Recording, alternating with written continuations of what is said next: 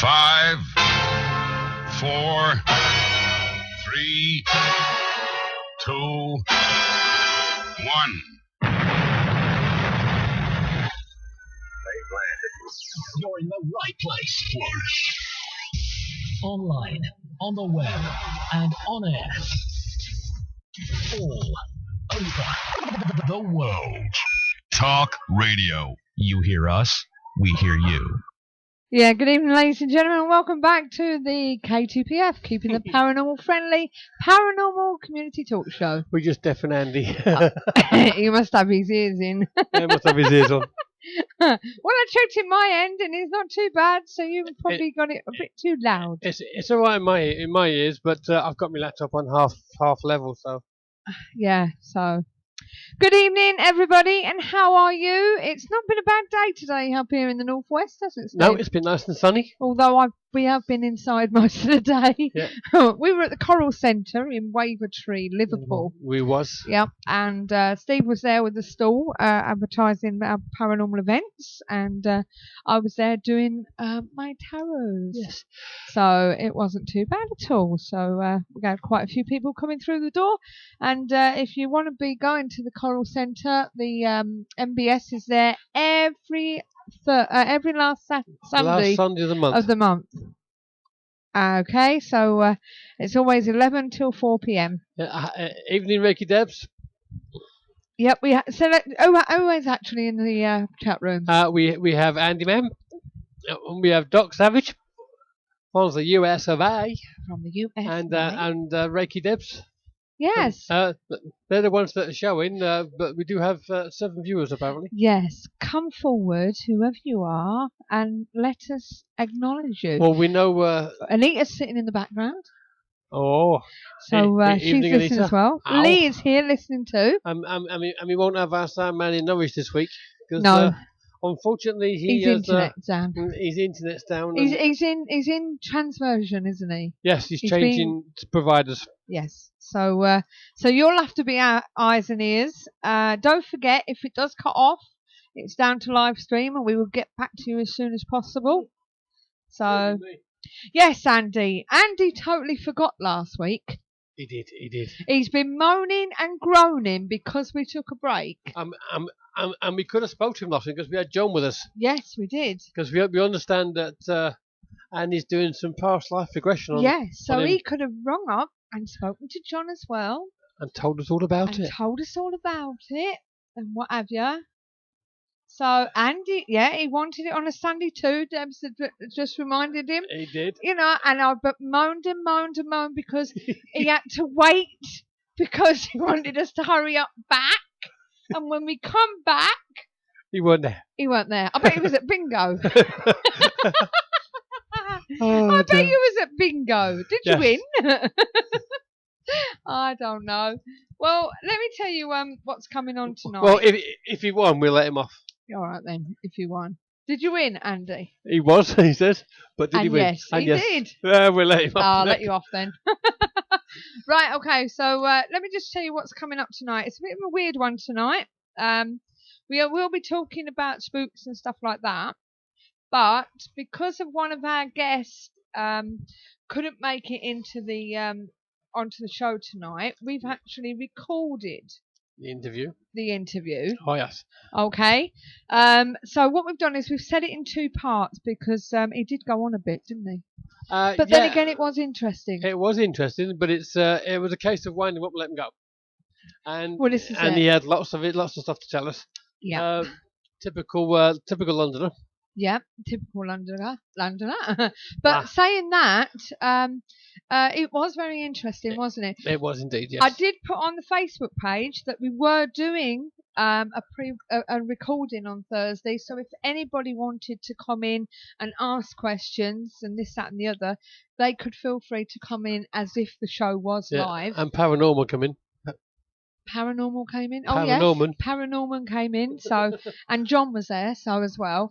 But as I say, this may happen. I'm hoping Ben Hansen is going to be doing the same thing because he can't do Sundays, unfortunately, because he has a prior engagement I think it's to do with the church or something. He was telling me. Yeah, he does. He does a lot of. It's rather big in the States. They do a lot of volunteer stuff, don't they? Yeah, and Ben does this, and Like it a lot of clashes community with stuff. these timings. Yeah, I think it's a church. It's a Sunday as well, Deb. So they're quite religious. Some of them are quite religious in America, aren't they? So basically, so what's going to happen is he was hoping for someday this week. We'll get together and do a pre-record. So I will be putting it on the Facebook page. So if anybody wants to come in and join in and be recorded, blah blah blah, and ask questions, it'll be a bit like a show, but we will actually do it live. Yeah, it will be on the live stream, so you can come in and answer questions like this, and see what we can do. So I see that John Savage is doing your job tonight. Yeah, I asked him which one, but Andy said he's not watching football. He's watching that weird version of rugby that the Yanks play. Yeah, but what I'm saying is normally on a Wednesday night, it's you sort of like multitasking, watching football. Now John's doing it. That's because the Champions League is on. I don't know. Deb says, haha, the one where they need all the protective gear. Yeah. Us Brits don't need all that rubbish. They just charge in there. Yeah, but hold on. We are talking, what, in the rugby, you mean? Yeah. Oh, right. Oh, I don't know. We're talking about rugby versus American football. I see. So, but yeah, so we're going to have, his name's Grant Colyer, and he's from London anyway, that we're going to be talking to, and I've split it into two. Mr Vindicator, they call him, isn't it? Mr Validator. Oh, Validator. Yeah. And we're going to be talking about his mediumship as well as paranormal investigations and his theories and this, that and the other. In between the two segments of interview, we're going to be talking to Jamie Williams from Ghost Quest UK Liverpool branch. Ah, yes. Okay, so we'll be talking to him. So he will be live on Skype, so you can ask questions on that one. Hasn't he got a charity to tell us all about? He's got a charity to tell us about, as well as other things as well. So yeah, we've got quite a packed evening. Yes. I'm shattered because I've been up too early, but yeah, and just to let you all know, if you remember our Tigger, bless him, popping in now and again and meowing and what have you, and jumping up on your lap, jumping up on my lap and in front of the camera. Unfortunately, he's no longer with us. He went out about 7 weeks ago, and unfortunately, he hasn't come back, has he? And it's not like that for Tigger, and he was getting old anyway. So, but as I say, it's Jamie said he said hi, and he's listening in, even though he's working on the website. Right, okay. So, do you know Andy? Unless he means Steve. This is Steve. So, yeah, so Shadow 1 is our Steve, if you're in the chat room, live in the hub. Yep. And I'm Little Shih Tzu in there as well. Mind you, Jamie's working with John, so he probably does know Andy. No, Jamie's Ghost Quest. That's who Jamie is. So he'll know when I'm going to give him a call anyway. He will. Reiki Debs, have we moved? No. Unfortunately not. It all fell through, unfortunately. Yeah. But we're still half packed, and every time we try and find something that we want, it's in a box somewhere. Yeah, but we have found somewhere else, and we're in the process, and we're hoping, touch wood, this is the one. Fingers so crossed. We're just waiting for the yay, nay, or whatever. But the one we were planning to move to, unfortunately, the guy was he lied. He did lie. He told Porkies. He did. He turned up here with his girlfriend and his young son. Yeah. Which meant they probably would have let him have the place. Mm-hmm. And in truth, he didn't live with his girlfriend, and he only had his son at weekends. Yeah. So and the associations around here, they won't give it to anyone who underoccupies, will they? No, no. So Not by that much anyway. no. One person in a 3-bedroom house. So I'm hoping this time. Andy said he thought it looked Yes, but you'll you notice all the swords and that are missing. Yeah, all the swords are missing. So, but I don't know. So I'm just trying to get in shot here. I've got Steve in shot, but I'm not. So, not that I'm much to look at these days. Oh, I've left you out now. I don't care. God. Don't worry about me. What you all in about? I said, don't worry about me. Oh, only the what's this? Is the move because of the bad bed tax? Yes, unfortunately. Only the Chelsea rubbish is still there. Shut up. No, he hasn't packed that yet, I must admit. He's not packed that one yet. Right, so... I'm surprised you can see it. It's further up than the... Hang on. Is it just me? Yeah, but you can see the Stamford Bridge. You can see a bit of it, yeah. Yes, you can see a bit of it. So I haven't got it all So, anyway, I believe you've got some tidbits of paranormal news. I've got a little bit. Yeah, there's not been much around, is there, really? They keep repeating it. Yeah, that's the trouble. I saw one today. It was dated today, but the story was 1966. Well, this is in Australia. Yeah. So, well, Steve's going to let you know what he's found anyway. Well, I found this one from Phantoms and Monsters. I think it's a magazine as well as a website. Okay. This is a letter to the editor. It said, I live in Beeville, Texas, and I want to report an incident from a few weeks ago. Okay. It was 9:30 p.m. when I heard a swishing sound. Thank you for the sound effects. Coming from outside, I went to the back door in the kitchen and looked out. My yard was illuminated. It was all illuminated. So I walked outside onto the porch, and suddenly I noticed a wide disc-shaped craft hovering above my house. Okay. Yes, it was at least 100 feet wide. In an instant, I was hit by a beam of light and lifted off the top step of the porch. I was in mid-air for about 20 seconds. Oh. Hello, Rox. Then in mid-air? Up in the air he was, apparently. Then he slowly sat down beside the tool barn. He was very groggy and almost like I was drunk, he says. Now, let's move him down. It always happens in America, doesn't it? Yeah. What's this about America, John Savage? He said, then I noticed a figure moving out of the blue light that came directly below the aircraft. Oh, yeah. I say aircraft, it says craft here. This figure was about 5 feet tall, looked human, but the extremities and the head looked as though they'd been burned or charred. It reminded me of a zombie film from TV. It moved closer to me. I was literally frozen stiff. As it got closer, I became nauseated. It looked awful and had a putrid odour. It backed away as I started to retch, then vanished into the blue beam of light. Without hesitation, the craft ascended swiftly, so fast that it created an instant vacuum that dropped me to my knees. Aha, are you ready for this? Yeah. I got to my feet and ran into the house.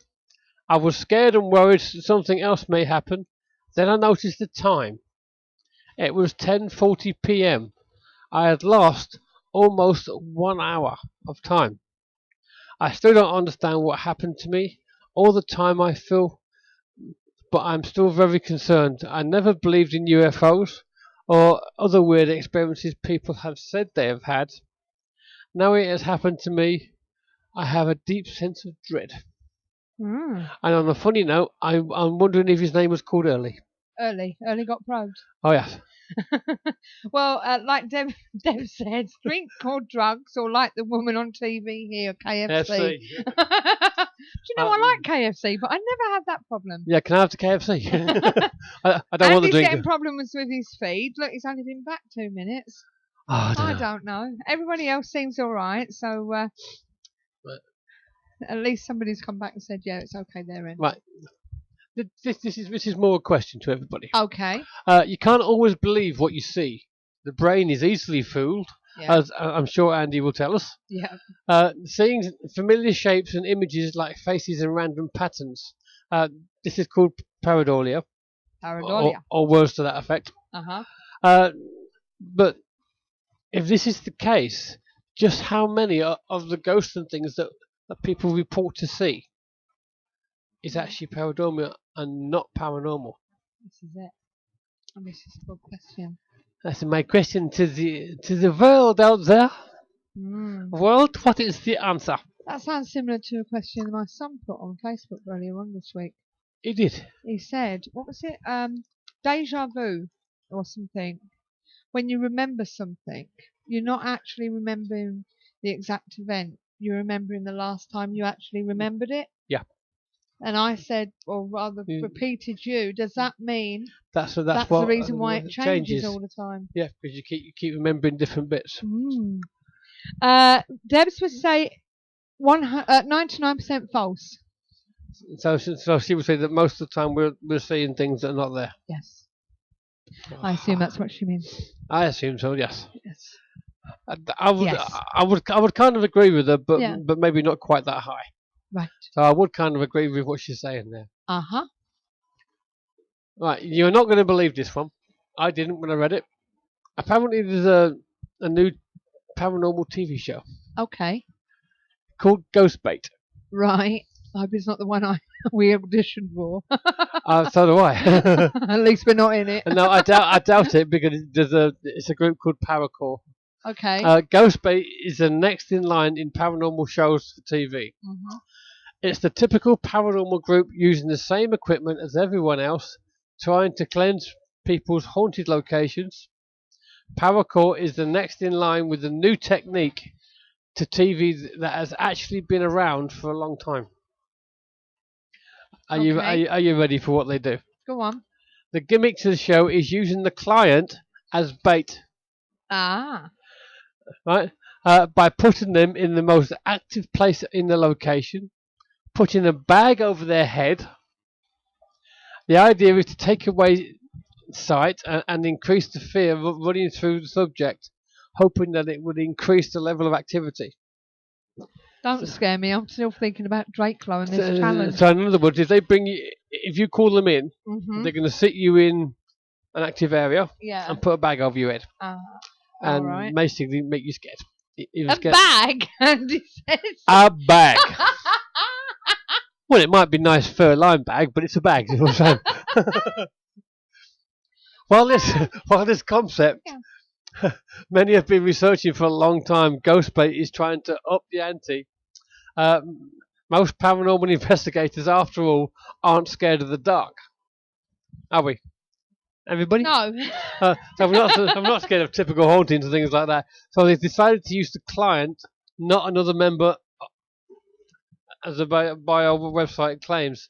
The issue with this are numerous. First, the client that is terrified that called Paracore to investigate in the first place is now being thrown into the fray. So the homeowner now has to become the pawn in Paracore's wannabe research. If a spirit does bring itself to manifest due to the client being that scared, is now directly in danger if the spirit is malevolent. Okay. Most hardcore paranormal researchers will have a problem with this, me being one of them. Just having location investigations can stir up more activity, let alone having the client used as bait. They said, please, paranormal groups, do not use your clients as baits. No. And Andy turned around and said, not plastic, I hope, or are they trying to make new ghosts? Not plastic bags. I don't think so. It doesn't actually say, because obviously this program hasn't actually come to air yet. But like I say, like Maker Div says, it won't be more active. It just heighten the senses and give them a sense of vulnerability, which then they make them think that they are feeling or hearing things paranormal. So it will indeed. But I can understand the reason why. Yeah. I mean, do it to one of their own team, for Christ's sake. Well, this is it. Not the client. I mean, you strip people's senses one by one, you're going to enhearten the others and maybe get more out of it. But Yeah.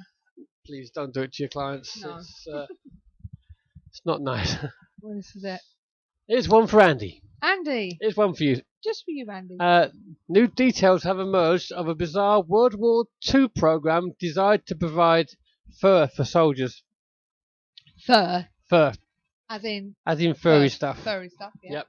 Yep. Information has emerged about the project thanks to a volume of originally recovered from the home of SS Chief Heinrich Himmler. That man again. The secret Angora book contains details pertaining to Operation Munchkin. No, not that one. A bizarre initiative aimed at finding new ways to provide an efficient source of material for warm military clothing.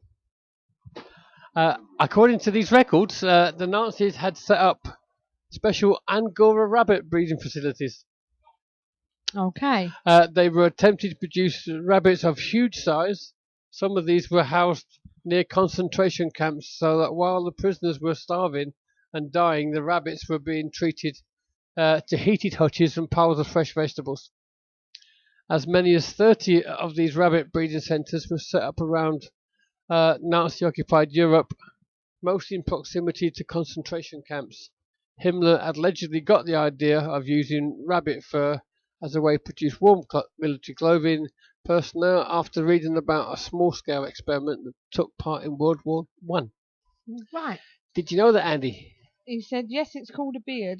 Don't know whether that's a joke. That's a joke.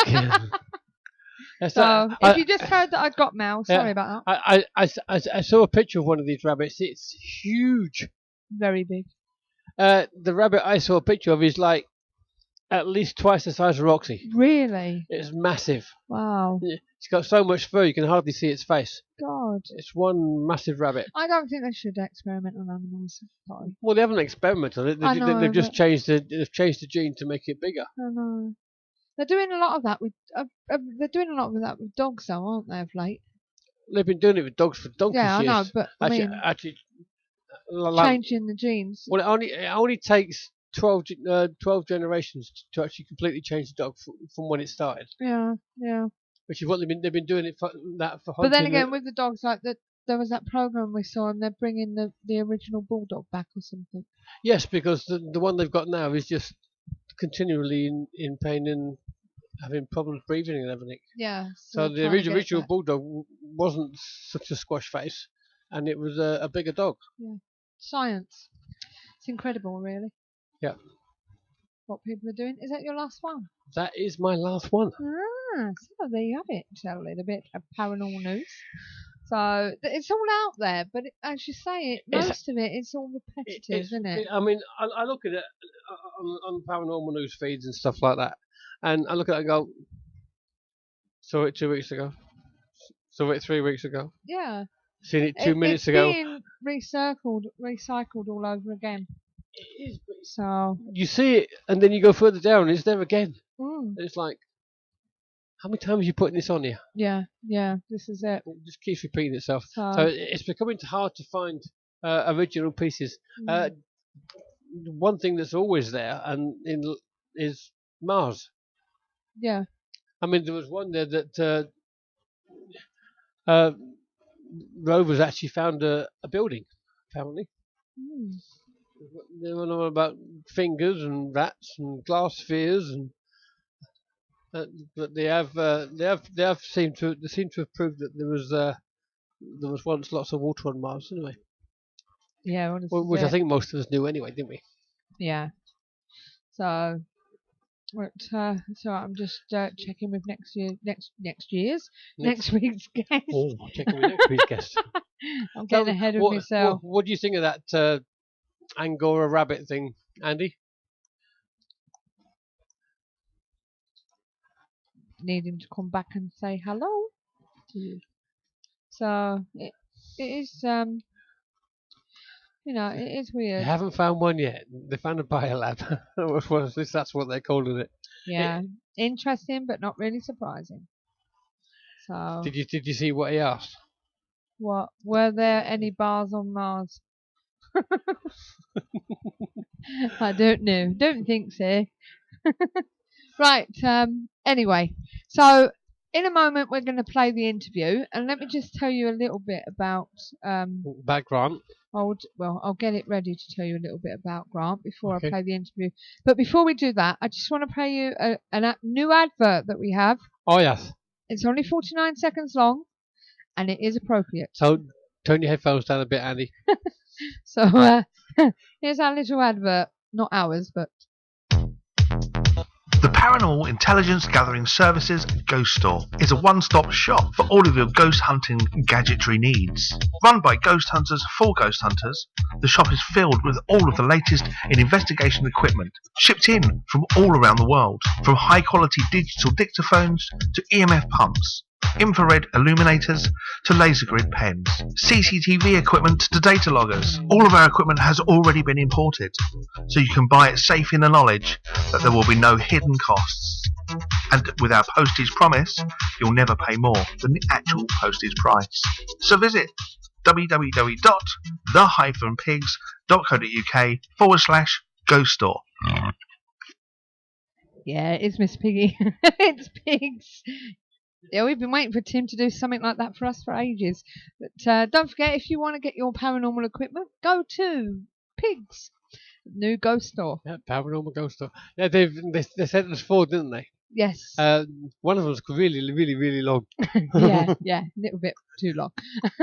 So, but yeah, so I'm waiting for a video so I can put it on the video feed. For our advert things, so and advertise it for them. And he's asked me if he can come on sometime in November. Yeah, sorry, I don't know what's happening, but he he's said got some news something's for us. And for those of you that remember that he sent us a MDD, Yes. we used it once again at the Seamen's Mission Orphanage, come hospital, come Newsham Hospital all in the rest Liverpool. of it. And not only did it go off twice, but once it settled down, we had the blue light come on, which is the first light. Yeah. And it wouldn't go off, and it actually drained the battery. Yeah. God. And we had that set up in a ghost net. See, I wouldn't know this because I unfortunately had to sit in the hub all night because somebody hurt their foot. Yes. And it was one of my guest team members that I wanted to help me and give us a hand because we were a little bit, Well, D might be, but sounded like you said Randy D. Yeah. A REM DD. And I'm not sure about D because we haven't seen her for a long time. But you never know. I don't know. Right, so as I say, that's the advert for that. They've got some great stuff coming up. Rem and Stimpy. That's Ren and Stimpy. But anyway, just to let you know, before we go into the first part of this interview, if you missed it last week, okay, which a couple of you did, okay, we had John Blackburn in the studio, and we also had a very famous, well, it is getting famous. It's getting famous, yes. Picture. We had the painting of the Anguish Man in the room with us. And a couple of times the REM DD did go off. It did, but we weren't sure whether it was Roxy getting close to it or not. Yeah. So basically, I've been sent a challenge. Okay, and I'm going to Drakelow Tunnels. 2nd of November, is it, or something? I don't know. Yes, 2nd November. And I've been given a challenge, and I've got to raise some money for Blesma and me and you, and we're going to go into an area where I'm going to go in there on my own for 20 minutes with the Anguish Man, okay, and for at least 20, well, at most 20 minutes. Yep. And we're gonna take the recorder with us. Yeah. And set it up and actually film you sitting in the chair next to it. Yes. And see if you can get anything actually on camera. Okay. And for those of you who don't know what Blesma is all about, BLESMA stands for, when I can find it, British Limbless Ex-Servicemen's Association. It's a charity for disabled servicemen and women, their dependents and widows. It provides an assistance to thousands ranging from veterans of World War II to those injured in present conflicts. So that's what I'm doing. That's what I've been given. And as for the Cape, Andy, we can't because we're actually doing the show the same night. And we're linking in with them, aren't we, from here? Yes, so when we're it linking comes in live. Yeah, when it comes to the cage, we're setting up so that what's happening is, just so let everybody know again. From 4 o'clock. From 4 o'clock, they're on, aren't they? Yeah, from 4 o'clock, there's going to be a live feed. Touch wood. There's going to be a live feed coming from live stream. Coming from the cage. Then 8:30 we start the show as normal. And through the night, we'll be going backwards and forwards to John at the cage. But the people in the in the chat room, they're going to be seeing some of the stuff, and they're going to be telling him what he should do and where to go and blah, blah, blah. Okay? Yeah, and I think we're also, I believe that's the day that you're doing the past regression, I think you said. Yes. And we're also going to see that as well. That's going to be shown, I think, via the thing. So... Okay, and basically that's the plan. So hopefully, that's what we're going to do. So we want people in the chat room to watch this, and it will be live. And then when the show finishes, it will continue a live feed. Yeah, up until 12 o'clock. And what date is that? That's the 17th of November. That is. That's Sunday, the 17th of November. Right. So that's when we're doing that. That'll be live. Live from the cage. Live from the cage from 4 o'clock round to 8:30 to the start of the show. Jotting backwards and forwards and seeing parts of the investigation and the past life. And the cage will be finishing at 12. And then we finish, and then the cage itself, it will go back to the live feed until 12 o'clock. So it should be good. Yeah. Hoping that technology doesn't let us down. It should be fine. So that's what's happening. So we're hoping that people are going to be with us for that one. Okay. Right. Back to tonight. Okay. Because obviously soon I've got to get Jamie on the line. Now we spoke to Grant Colyer. He's a psychic medium, and according to his website, he's a TV and radio star. Okay, he's considered one of the best professional psychic mediums in the UK, and has worked with spirit for 32 years, and is also known as Mr Validator. Yeah, he's done a lot of stuff on the Psychic channel, hasn't he? Yeah, on the Psychic channel. Psychic TV. Yeah. So what we're going to do, we're going to play the first part of the interview for you, and then when we come back, we'll have a break when we talk to somebody live, so you can actually ask questions. Do you think they are really past lives then, Andy? Right, I'll leave you to chat amongst yourself. Yeah, and you can talk to us in the chat. We will still be here. We won't be disappearing. Yeah. Okay, so we'll speak to you in a bit. Hand you over. And you can tell me what you think, okay? What your opinions are. So, Grant Colyer. Yes. Is that right? That's right. Okay. Now, are you based in London? I am in southeast London, borders of Kent. Borders of Kent. There you go, Steve. A little bit nearer home for us. Yeah, a bit nearer home. Bit nearer. We're up in Manchester, and I was brought up in Chatham. Oh, well, I'm only up the road from Chatham. I'm about 20 minutes drive. Yeah, and Steve was born... I'm actually in Orpington. Oh, right, Orpington. And Steve was born in Sheerness. Oh, well, there you go. It's a small world. Very small world. Right, now, Grant Colyer, where are you? What are you all about? Can you tell us about the man himself? Okay. A little bit about me. I'm a natural-born psychic medium. Mm-hmm. I've been working with spirits I've been seeing spirits since I was 6 years old. Uh-huh. I was brought up in a farmhouse, which was a cookhouse for a manor house that was bombed in the Second World War. Mm-hmm. And basically, through that time, around the age of 6, my mother and father split up, and I was very much in the energy of myself and went very deep into myself. This is the sort of time that I started to open up to spirit, and I saw energy coming towards me within spirit energy. Where did it go from there? Well, I pretty much, for a good 6 years, 7 years of my life dealing with the understanding that I was seeing these things. I didn't quite understand what it was all about. So there was a bit of fear there. Basically, with that fear, I sort of tried to shut it down as much as I could do. But that basically kept coming forward. So, I was a bit scared, a bit fearful of the energy of what I was seeing, what I was feeling at that time. And basically within that notion, I sort of tried to lock it away as much as possible. But through that process, I opened up more around the energy of around about 11, 12 when my grandmother passed away. And that was my first experience of a natural passing. And basically, that opened me up even more because I was very close to my grandmother. My grandmother was a psychic herself. She actually used to read the tea leaves, and I come from Romany background. Oh, right. So from that process, she was really sort of coming forward to me more and more through the energy of the residual energy of spirit, and she was acting as a guide. And for many years after that process, up to around about the 10th year of me working with her as a guide, she was there prominently, and that was bringing through the energy of guidance of what I was seeing and learning knowledge direct from the energy of spirit. Yeah. Than me sitting and going into development circles and groups. Yeah. So through that process, I had my grandmother very, very close to me.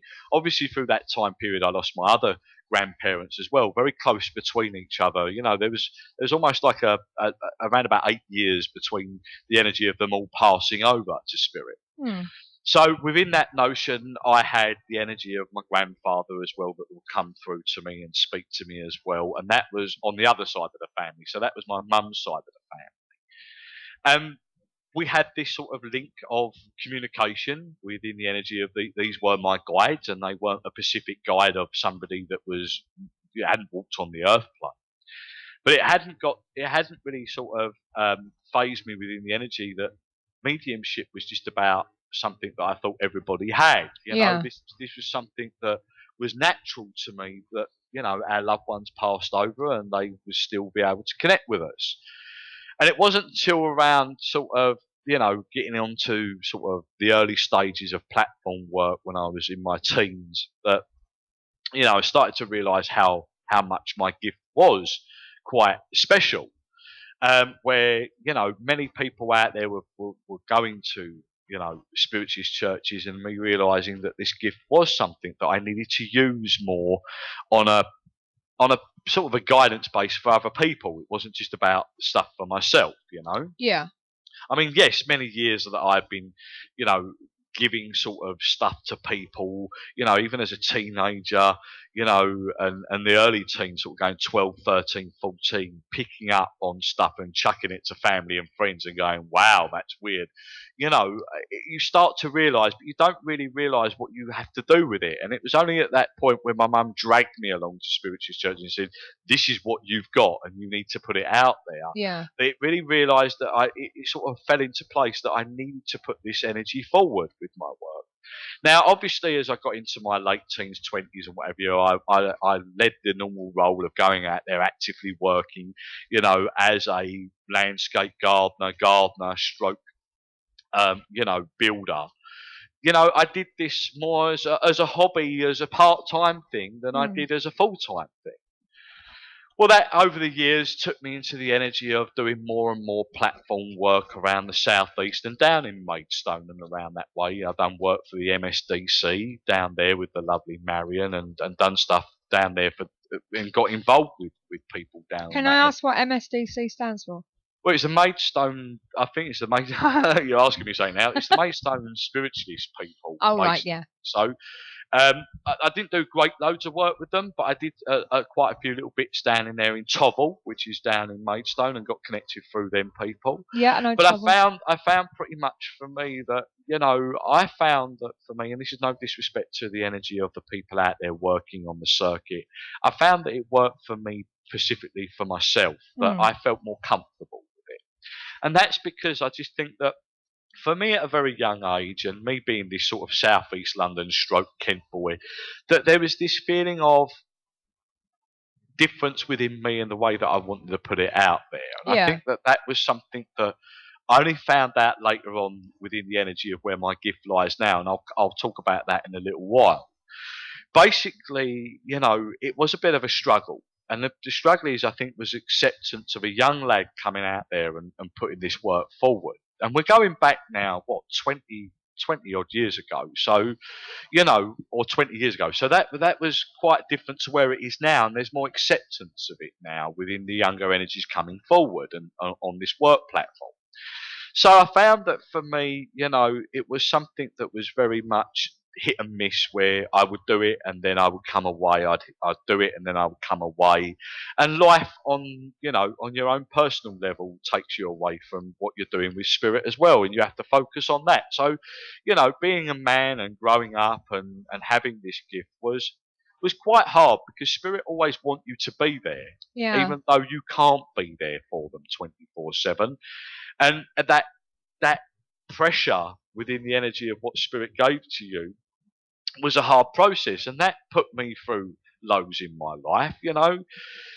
Anybody that says that this gift and having this journey is easy, it's not. No. And that's something that I learned very much. And I'm not proud to turn around and say that I've nearly taken my life a few times within the energy of being very sensitive, Really? going through the hardships of life, and realizing that spirit were there, but knowing that, okay, I give amazing validation and I give amazing comfort to people, but why aren't you here for me as much as I would want to? Why can't you turn my life around at this point?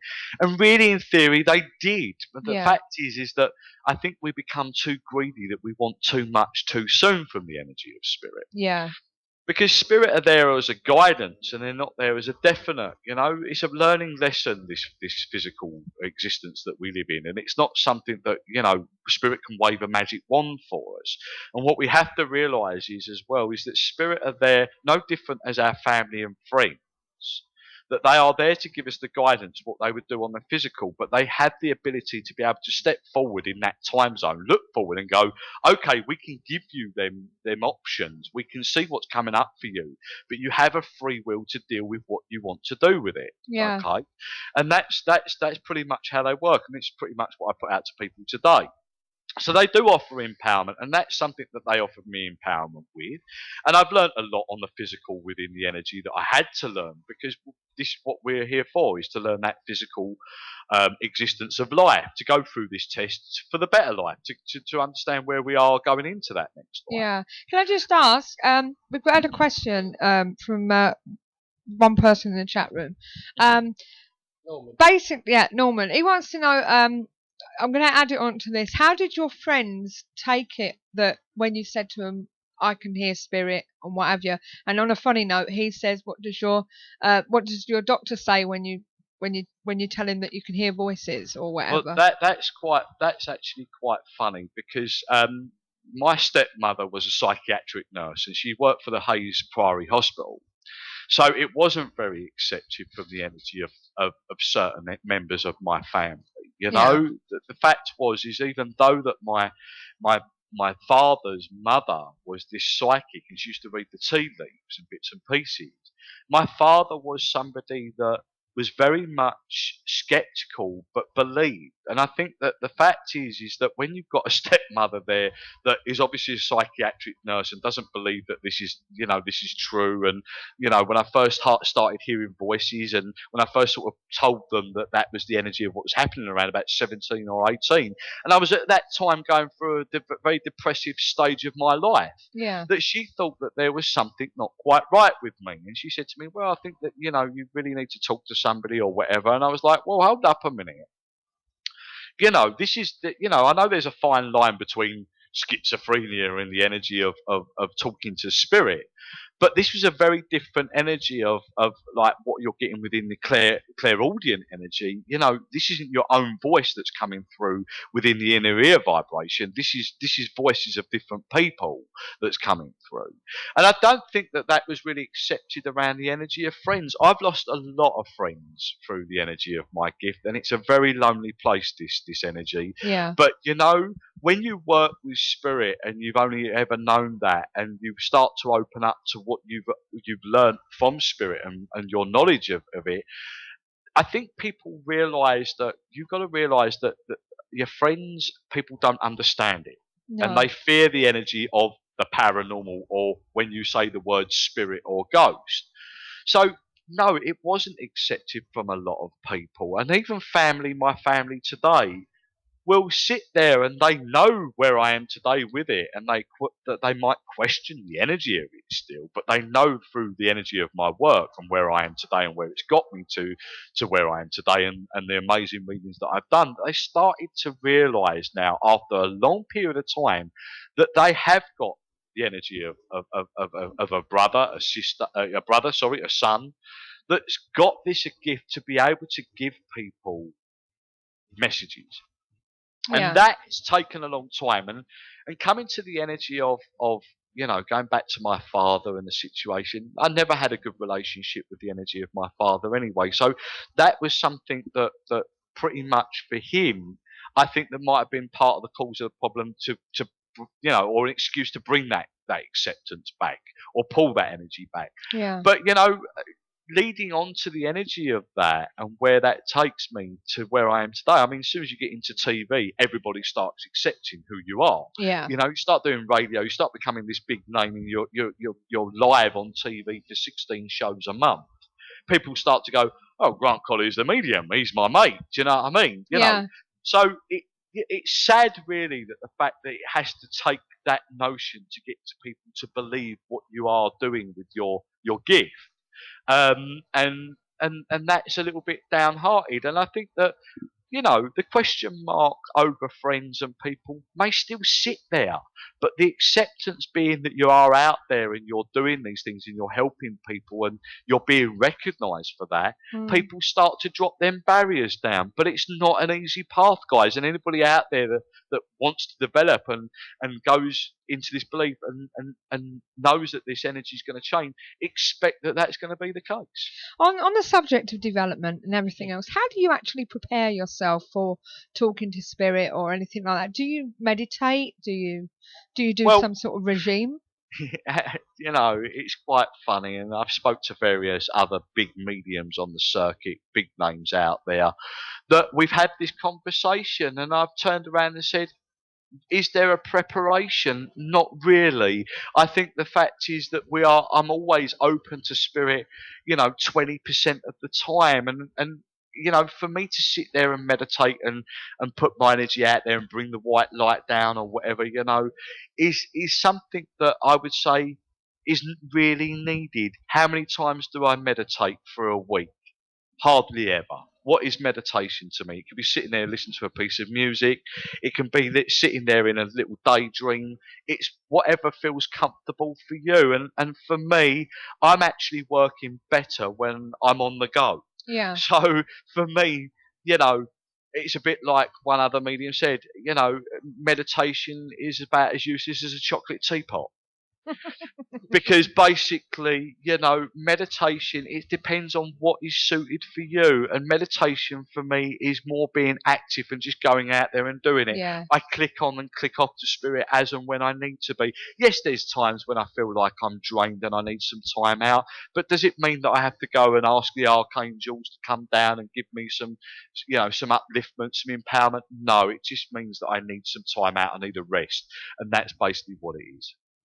Right. Well, this is there are some people out there that say we meditate and what have you. So basically, it's just a relaxation tool, really. Absolutely. Yeah. I don't take away the energy of meditation. No. It just feels whatever's right for you. And this is there's no rule book to the energy of working with spirit. At the end of the day, you have your own ways of working with spirit. Every medium works very slightly different within the energy of what they receive from spirit, signs, signals, and that's no different from the energy of the way that they relax themselves into a state of going into the energy of working alongside them as well. Now, I wouldn't call myself a medium. I'd call myself a sensitive. Mm-hmm. Yeah. I would never, no disrespect to yourself, but I'd never brandish myself with that name because I don't feel as though I'm as, for want of a better word, experienced as yourself. Yeah. So I don't brandish the name medium unless you actually warrant it, so to speak, like yourself, yeah. But as a sensitive, I feel as though you can be open to spirit 100%, Absolutely.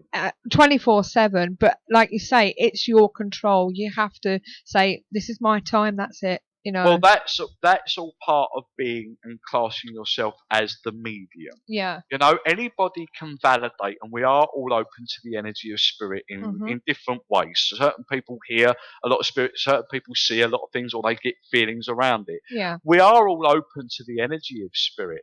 But I think I've always said this, you know, I don't like to class myself as a medium only. I'm a light worker. Right. And the fact of the matter is, the reason why I say that I'm a light worker more than just a medium is that a medium is a mediator between the energy of here and the physical. Here the physical and heaven, the residual, if you want to call it. The fact is that, you know, I'm a paranormal investigating medium as well. So I work on many energies of clearing spirit and bits and pieces. So basically, I don't just work with the energy of mediation. I work within the energy of working with spirits that are trapped between the dimension levels to the other side of the residual. Yeah. So basically, what the process is also that when you are classing yourself as a medium or a light worker with knowledge, then you must learn to understand the process behind it and not just the validation. And the reason being for that is that we have to learn the knowledge of, you know, many years of understanding the process, because like you say there, we need to learn to be able to protect ourselves, shut down, have our guide's energy around us, so we don't have to do that process ourselves. For many years, yes, I didn't have my main guide there. So Spirit told me to protect myself with gold light and pass the gold light through my body to shut myself down. Because as you know, as a sensitive, and when you're opened up to the Spirit, which we all are, from one form or another, or some of us are very shut down for Spirit, but when we are open to it, we get them muzzy head feels where we can't feel like we can shut down, and we get like the muzzy heads, and we feel like, oh God, I'm getting this energy around me, but how do I shut down through that process? Yeah. Well, you know, Spirit put that energy through, you know, through saying to me, well, before you make the energy of a meeting with your guide and the main guide that you work with, then you need to do this process yourself. And that's what I used to do is put the gold ball of light through my body, or when at night before I went to bed, so I wasn't hounded through the night, I used to wrap myself up in a gold sack and tie the bow above my head. Yeah. So I used to step inside it. So that shut me down, and that worked for me. And I think that it works for you whatever you want, however you want it to work. Yeah. Yeah. I think it's important that, you know, like I go back to what I said to you before, there is no rule book, but if it feels that it works for you, then you must use that energy for whatever you feel that Spirit gives to you within that notion of protection and learning. So that's why we need to say, okay, right, well, as the medium, you know, we learn over years that signs and symbols are given to us for specific reasons, for maybe, say, celebrations coming up, that some people might get champagne glasses, some people might get confetti, or, you know, you might see party poppers. Whatever feels right for you, that's where it will sit through your work, and that's how Spirit will teach you. And that's obviously a time and a process. The other reason why we have to, you know, be careful about saying, oh yeah, we are this or we are that before we get to the energy and stages of where we are with that. That we have to understand the processes of why certain energies take their time to come through. What is the reason, and why do certain energies struggle to come forward, and what is the process behind it all? You know, like for instance, if we look at many people that come forward to me and talk about suicide. Okay, why is it that my husband, my son, whatever, my father, why do I have problems coming, you know, why does he have problems coming through the energy of mediumship? Well, normally a lot of the processes for that is that the fact of the matter is that there's different dimensions there. It doesn't mean to say that they're not at peace, but there is in this energy of guilt. But they do need to find that settlement, and that's where the mediumship comes in to make that process work, not just for the energy of the person that's sitting in front of you within the city. It's actually to do with the energy of helping the process of that spirit that's trapped in that dilemma. Yeah.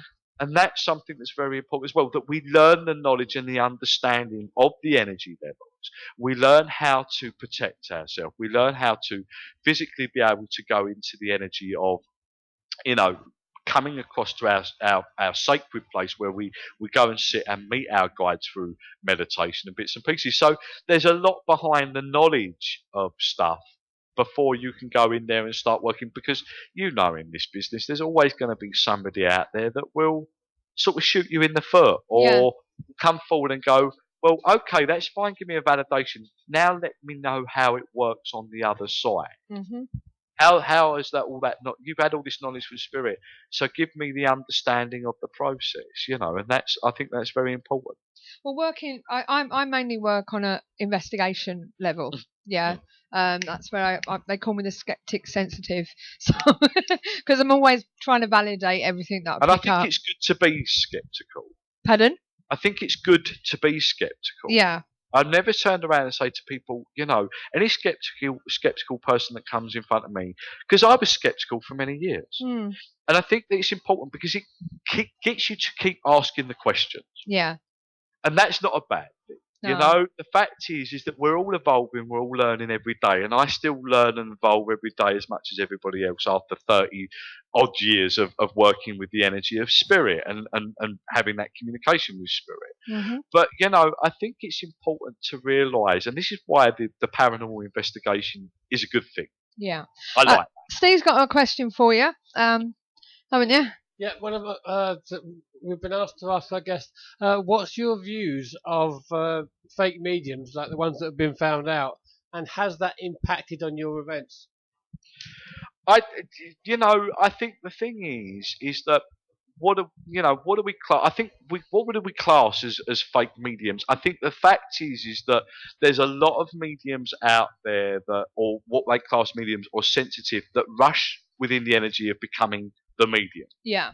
And I think that there's a shame within the energy because they're wanting to go and showcase themselves. And I don't take away the energy of these people within the energy of what they feel and what they believe within the energy of where they are with their work. Yeah. What I actually feel with it is that a lot of them rush within the energy of going, oh, well, okay, I can hit the nail on the head with a validation of maybe a father's name or whatever, but then what they do is they push it forward too quick and they don't learn from their mistakes within the energy, and that puts a bad name out within the energy of the people that have worked hard, that have got the experience, that do know the knowledge, that have learned through the energy of this life of what we've had as a gift of being able to connect in.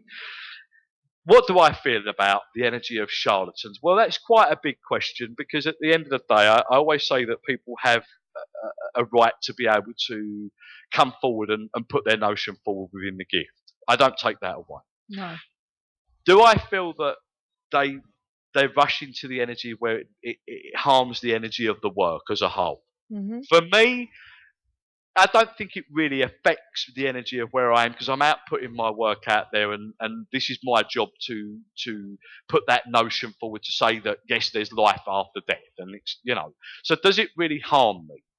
No, not really, but yes, in some ways. And Yeah. the fact of the matter is that I think that there's a lot of people out there on the circuit, big names, a lot of colleagues out there in this business that do get fed up when there's energies of people that do come forward and they want to push this energy forward, because yes, there's a lot of, we know as well as everybody else out there that there is money in the energy of this business, and we know that. Yeah. The fact of the matter is that there's many psychic mediums out there that have worked this for many years without having the energy of payment of money. And I did that for many years. Yeah. Many years. I only become professional within the energy of this 7 years ago. Uh-huh. That was quite a long way then. I didn't charge people, and it was more for the energy of what I felt right for me, but because it took the energy of me full term, that they were pulling me into this energy full time, that I had to make it a full term, full life business where I had to be with it 24/7. Yeah. And spirit just led me that way. They pulled me into this full time. So obviously I had to pay my bills like everybody else. But I still get to the stage where I still sit here and read for people, and I'm still there for people where I don't charge people. when I feel that it's right that I will go back to my clients, even though they may have had a paid reading, well, I'm still there for them after that reading, and I'll turn around and give them still guidance around it, or give them stuff after they've had that reading, you know, Oh, that's on good. a free notion. But Yeah. going back to your question, do I feel that it's affecting the energy of the work? No, in some ways, yes, and it's a very hard one because sometimes I feel that, like I said, it's good because they're putting the energy out there, but no, I feel that it's wrong because they're rushing the energy, and it's not, they're not patient within the energy of making sure that they're putting the message forward properly. And that's something that is there. Now, the charlatans and charlatans, there's different within the energy of what I've classed as within the energy of what we class as a charlatan. Is there people out there that are fake and just got a pack of cards and doing whatever? Am I right to say, yes, I'm sure there is? Mm-hmm. Am I right to turn around and say, okay, these people are wrong? Yes, they are wrong. And the fact of the matter is that, you know, most people that do this will get found out in a very short space of time. Yeah. That they're going to shoot themselves in the foot. Is it right for that it ruins the energy of spirit and what's going on with the work? No, because spirit will always prove their evidence, and I know that through the energy of these people that they will come and they will go. They will come into this area of thinking that they're going to get something from it, and it will soon shoot them in the foot. Because at the end of the day, you know, how many rich mediums out there that are doing this work do you see? Well, Not many. Yeah. There is a few out there that have made it big, but we still in the energy here. I'm not sitting here in a mansion house, believe me, with a fantastic sports car sitting outside my house. I live by my means. Yeah. But the main message here is for me is that I love my job. I love working with the energy of spirit, and that's all I know. The charlatans will be found out very soon because, you know, it's not just about validating and generalization. Mm-hmm. If you are a good medium, then you will be able to pick up on specifics, dates, how that person died, not just the one name, other areas of their life, and also pick up on what's going on around the energy of that person's life that they're speaking to, because obviously that they are around that person, they're around the energy, but they're just in another dimension. Okay. We're coming back in a minute, babe.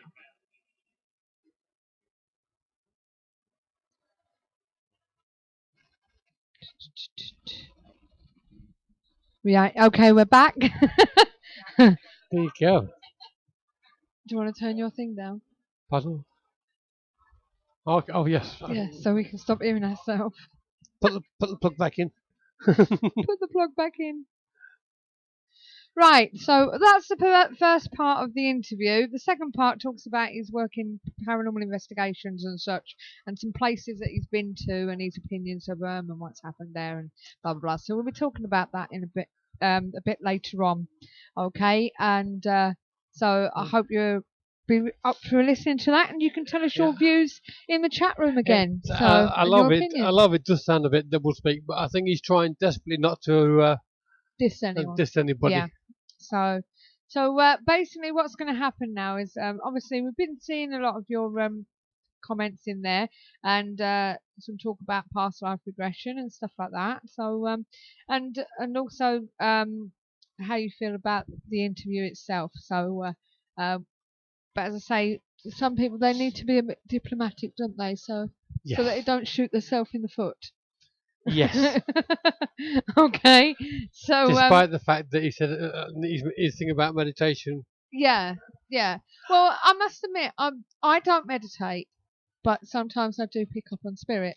I'm not a medium, and I said that in the interview. I'm not a medium, and I won't ever brandish myself as one because I don't feel as though I'm that far advanced. You know what I mean? You're a good sensitive. You're sensitive and a good reader. You know, so basically, that's the way I look at it. But and I was always told you need to meditate to, you know, to go on, right? And you won't get it if you don't meditate. It won't work if you don't meditate. Well, I don't meditate, but then again, I'm getting good responses from my readings. So, you know, so in a way, I agreed with him there a bit, you know, because Well, you know. But I suppose if I did meditate more, I'd probably get more. But can we just say that you're not just read the tarot, read the no, card. I'm You're an intuitive. intuitive Yeah. reader where you actually pick up on other stuff as well. Yeah, I do, and obviously I do mention things like that. This always confused me. Either you're a medium, a natural gift, or you're not. Well, yeah, I suppose so. But then again, I suppose technically it is a natural gift. But it's a case of whether you advance with it. You know, I'm always led to believe that everybody's got it. If they want to work with it, they work with it. Yeah. So, you know, it's not a case of some people might think, in my opinion, this is only my opinion, people go out and they say, oh, I want to be a medium, so they go to development stuff and this, that and the other, or whatever, or they want to do this, that and the other, so they decide to go to development. You're not just deciding basically to be a medium, you just want to work with the tools that you've got. Yeah. So that's the way, you know, that's the way I look at it. I think when people say they're a natural born medium, I think what all they're saying is that they've worked with it since a very early age, this is it. whereas Yeah. most of us have come back to it. Yeah. You know, I've decided after a while. So, I have met certain guides, Debbie, Debs. I have met certain guides, and but as I say, I do meet them in meditation, obviously. But I haven't meditated for a long time. But I must admit, my doctor told me to meditate, didn't he? He said, I'm not going to give you any pills. He did. I just need you to meditate 20 minutes twice a day. You know what I mean? And 10 minutes, that did. 10 minutes twice a day. 10 minutes twice a day, Yeah. and that will calm you down, bring your blood pressure down, So you do and everything that else. through meditation. I think that's the way it's done. Andy said, don't let others tell you what's advanced. You decide. Deb said, everybody is born with it. We just have it knocked out of us sometimes at a young age. So you do that through meditation, which I said, yeah. Andy said, for me, it's about others trying to control the sense by claiming to be advanced and to control the less experienced. Deb said, yep, the doctors say get out in nature and meditate. So apparently, I also heard somewhere in that case, the best. Tomorrow I'm going to stick you in the middle of a field and let you meditate and come home. Well, they say the best source of relaxation Nature sounds. is nature sounds. You know what I mean? So natural sounds. And how to make money training people. Yeah, I suppose there is that as well. Right, before we get Jamie on the phone, on the Skype, because he's probably sitting there patiently waiting for us. I've not seen him in the chat room, but he said he was working on his website. Yeah, he was listening, but he was on the website. Yep. What we're going to do is we're going to just do quickly the paranormal events for you. So we'll see you after this. We've got all the news right here. Don't go away. Fed up of wading through the activities and events that other advertisers include? Find just what you're looking for at paranormaleventsforyou.com, your one-stop paranormal directory. On the weekend of the 5th and 6th, there's an MBS at the Monastery, Gorton Lane, Manchester.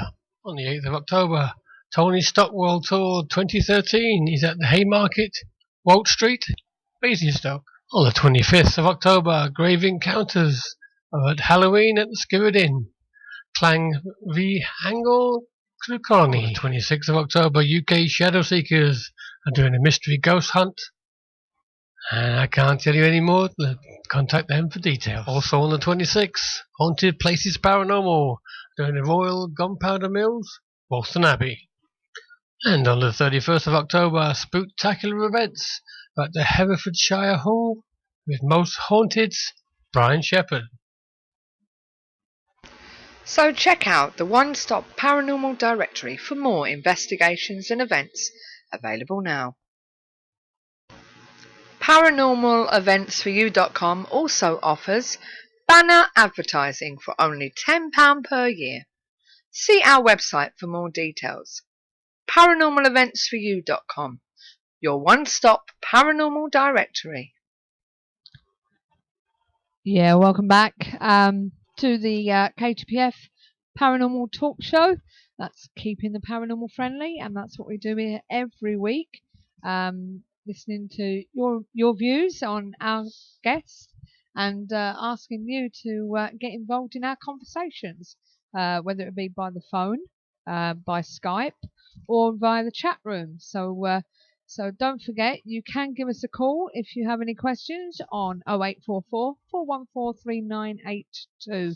Okay, you can also Skype us on ktpf.paranormalshow, or as I said, you can ask questions in the chat room. Okay, and they're still talking about mediumship. The best teacher I came across said to me, "I don't want you to be as good as me. I want you to be better." And actually, that's a great example of controlling language. It is. So yeah, I suppose it is. So what we're going to do is it's very NLP that. Yeah, NLP. Yeah. So what we're going to do is we're going to contact Jamie and we're going to have a nice, relaxed conversation. Find out all about Ghost Quest. Find out what he's been doing and what he's up to, and some of the events he's got coming up that he's going to tell us about. Don't forget, if you have any questions, let us know. So let's give him a call. Let's get the old Skype going.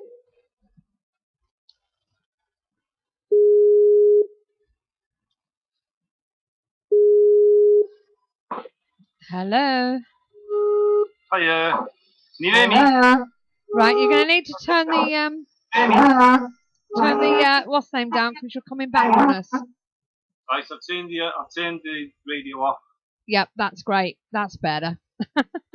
Hold on, Suzanne. I'll just so you can see me. Okay, I can't see you because, as I say, I'm using the camera for that one. So. All right. Okay. Okay. So how are you, Jamie? Tired.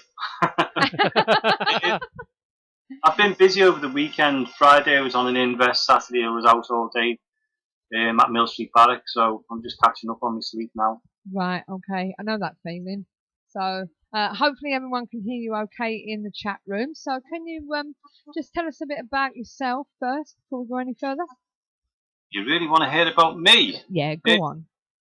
Well, I can tell you about the paranormal. What I've done is been to the paranormal for years. I was with a group before we started our own.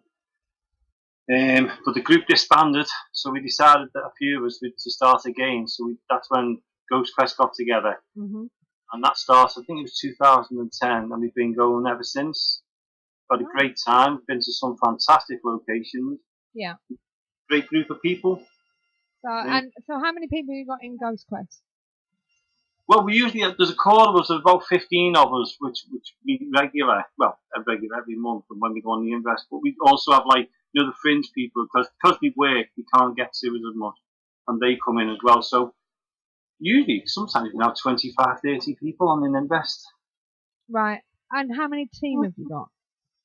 Team, we're all a team. We don't have what other groups have is they have core teams. We don't have a core team. We all work together as one. Yeah. I mean, I do the arranging of the investigations along with a lady called Liz War. She works one with called Spirit Gateway, and we've merged together as one to help each other. And what we do is we organise the investigations. Then we just get together, and everybody knows what they're doing anyway because we've done it so many times. Yeah. We just don't call ourselves a core team. We're just one big group all together, and that's it. We all know what we're doing, so. Yeah. I have to tell them, do you know what they're doing? This is it. And how long have you been going for? I think it was 2010 off the top of my head. Yeah. And we've got newcomers now, which is fantastic, through going with Liz. And every single one of us get on. It's more of a family than a group, we know each other so well. So do you actually do public events? We do, yep. We do public events. We do a lot of private events with ourselves because there's quite a few of us. Yeah. We do public events. Usually we'll throw them up on Facebook or whatever. At the moment, as you know, my website's down, so there's nothing I can do about that at the moment. No. We do quite a lot of charity events when we can. quite often we're either at the Mill Street Barracks or we've just got another place now called Sefton Arms, which we've had a couple of charity events there for them, for Cancer Research UK. But we are opening up to other, to try and get more locations and try and get other people in. Yeah, because Liverpool's a hotspot for haunted places, isn't it? Oh, at the moment. As you know, everybody says their areas are the best areas for ghost hunting, but Liverpool is phenomenal. We've got a fantastic place. Somebody mentioned a place called Gladstone Hall or Gladstone Mansion today. Do you know anything about that? Gladstone Mansion? No, I don't know that one at all. Oh, they said they were going there, so I didn't know whether we couldn't find it on the web, but we were wondering whether it was a pub. Yeah, we wasn't sure whether it was a pub or something. Probably. Yeah, probably is, because we're all doing pubs at the moment. Because you know, the locations are getting so expensive now. We're having to, drop down a little bit and get smaller locations. But we've got some phenomenal places in Liverpool.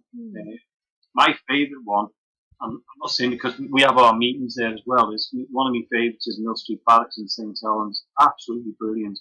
Well, what's it like? In what way? Investigation-wise. What's the building about, first of all?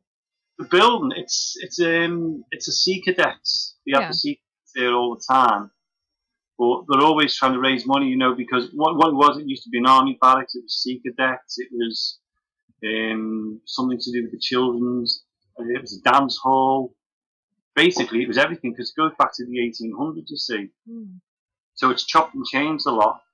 There's tunnels under there while I've gone to the church, because there's catacombs in St Helens. Yeah. Also, in Mill Street Barracks, there's what do they call them? A mortuary. There's a cellar, which is unbelievable. There's classrooms. There's one area was where people used to actually live. So there's bedroom areas. There's the main hall, which was the dance hall. We get some fantastic stuff in there. Whenever we go, we don't come away bored or disappointed, No. We might not get as much one time. We might walk away and say, well, we got nothing, but we've had a really good night. But, there's always surprises in the place. We go there quite often. As I said, we have our meetings there as well. So after the meetings, we usually have a little bit of an investigation. We've never walked away bored. We've never walked away disappointed. In St Helens, I think it's the most haunted place. Yeah. So you've got a charity event coming up there, haven't you? Yeah, that's in November. We've got that. It's called the Paranormal Exploration 2 because we've already done one. We've done one in March for them. We had guests come in. And we had a lady come in called Yvonne Porter, lovely woman. She come in and she done the mediumship for us. We had John Scotland. He done the mentalist kind of thing for us. Then we had the ghost hunt, and on the night we raised that night we raised £520 for the barracks. This one we've actually got Yvonne Porter coming back in the game. She has her own business called Barefoot Studios, and she's happily coming along to do a psychic arts and mediumship for us. We've got Mark Rosney, Mark Rosney. Yeah. Brilliant. Yeah, he's a brilliant man. He's coming in to do he's going to do a talk on the night about phantom photographs. I've actually got in front of me, so we've also going to be doing an Ask the Panel where we've got some guests coming in, and the audience can ask them questions on anything they want, from the paranormal through to UFOs, whatever they want to ask, they will try and answer them. And that's actually being hosted by Roy Basnett. I don't know, I think you know Roy. Roy Basnett, yeah. Yeah, he's going to be hosting the night for us, so it's a fantastic night. And the money for that, we're raising the money for the children at Mill Street Barracks because they're going to Normandy. Yeah. I think it's April of next year. So we're raising money for them so that we can pay for them to go to Normandy. So if anybody wants tickets for that, they are available now. Yeah. Am I allowed to mention the prices and that? Yeah. For the charity one, yeah. Yeah. Right. Well, there's two sets of tickets. Sorry, Suzanne, I wasn't sure. There's one where you can just go watch Mark Rosney, Yvonne Porter, and Ask the Panel. That ticket's just £10. Yeah. If you want to see them and go on the ghost hunt, it's £20. That's for the lot. But the actual ghost hunt is limited to 30 people, so you know, it's first come, first serve. You know, they will go fast. Right, okay. What's that picture behind you? I've seen it before. That one. Yeah. The funny story to that picture, that is actually St Michael's Church in Highton Village, where I live. Oh, right. I got that off Abbey National, would you believe? They were throwing it away. So I asked them for the Abbey. It's an actual, it's a genuine water painting. So because I'm into the history of Highton, I went and I managed to get it off them. Oh, right. It's just that I've seen it before somewhere. I'm sure I have. So, but I don't know. So basically, apart from Mill Street Barracks and Sefton, what was it? Sefton where? Sefton Hall. Arms, St Helens, yeah. Yeah. What other places have you done that you feel as though are quite interesting? In this area or everywhere? Anywhere. Oh God, I've got to say, do you know what? I've got my list here because my mind's racing with them all. There's ancient ramen, fantastic. But last year we did the Old Stuff Experience down in, I can't remember where it was now, but it was fantastic. I can't remember. Staffordshire. Yeah. Staffordshire. Went down there. That was absolutely brilliant. So that was on par with the ancient ramen. Up here, I've just done. You mentioned it earlier on. Was the orphanage, you know, the Seamen's Orphanage in Liverpool. Right. And that was absolutely, I've done that on Friday night and walked away from there at 4:30 in the morning. Unbelievable, superb place. Highly recommend that one as well. I've mentioned Mill Street Barracks, Morecambe Winter Gardens, Hackgreen Nuclear Bunker, Hyde Town Hall, the Blackie in Liverpool, and next Friday I'm doing Croxteth Hall. Oh, right. And that's with a company called Love History. They've asked me to do their events with for. Who, sorry? Love History, LOV History. Yeah. And we also do a private one, which is the Lomax in Liverpool. You're welcome to come with us sometime, Suzanne. There's been bands there, but we have bands there, so we're only allowed there on the Mondays at the moment. Yeah. That place goes back to the early 1800s. We're quite regular in there. Fantastic. That's right. Yeah. Wish I could open it up to everybody, but because it's got everything. This is it. Monday night's a bit of a bad night anyway, aren't they? Really. So it's normally Saturday nights and that, you know. This is the thing. But you've obviously been interested in the paranormal for some time. What got you into it? It's the same as everybody else. Sorry about that. I've got me tab next to me as well. This is probably the same as everybody else. It's the interest of the unknown. I've been interested since I was a kid, and I could tell you the story of when I was in bed and I felt somebody tucking me bed in and that. But it was before that, really. Oh, come on. I think it was. I think it's reading the books as well, and I think it got more interested in it because of a certain program, as you know. Yeah. Everybody got interested in that, and then everything else, and it escalated, and then I joined the paranormal group, and it got more interesting. I'm a big fan of Billy Roberts' books. I've read his stuff. I read many books, and there's a woman out now, I don't know whether you've read her books, called Bunty Austin, and her books are, and basically talking to the likes of yourselves and Mark Rosney and many of the others who have really influenced me a lot more. And then doing my own group as well, having I'm saying to my group, it's not, without them there wouldn't be a group, so it's hard to say it without that. It's just escalated, it's like I said before, it's wanting to know about the unknown. Is there life after death? Is there something out there? It's wanting to know. Yeah. I think we all want to know. Have you found it yet, or are you still not sure? I believe I've seen things, but it's like yourself. You go home afterwards and you question it and you try and think of it logically. Yeah. You think logically when you're there. So even if I found it, I'd still go and do it because it's like a drug, but a safe kind of drug, if you know what I mean. Yeah. Yeah, it must be a good. Jamie, what was the first experiment you ever did? Sorry, what was that? What was the first experiment you ever did? Oh, first experience I ever did. I think my favourite one is having the recorders, listening to the recorders. But the experiments I like doing is I've got like an image of a cross on a piece of paper and some old coins printed, and I've actually got the cross and the coins, and I put them on, and you put them in the room, and then you go back later on, and if they move, fantastic. If they haven't, hard luck. That's the one that is my favourite one. I like experimenting in different ways. Each time we go on an investigation, you think of something different if you can.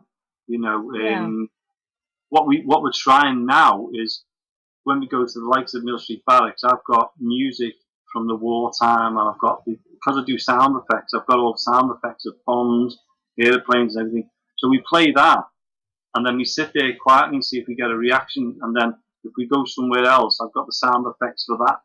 If we go to the likes of Lomax, I know that was an old post office. So what I'm trying to do now is try and work out a sound effect to take to the Lomax to see if we can get, a reaction, because it's like anything, isn't it? If you're interested in something, your ears tend to, go into that. So, well, if we're like that, maybe if we do that there, we may get a reaction.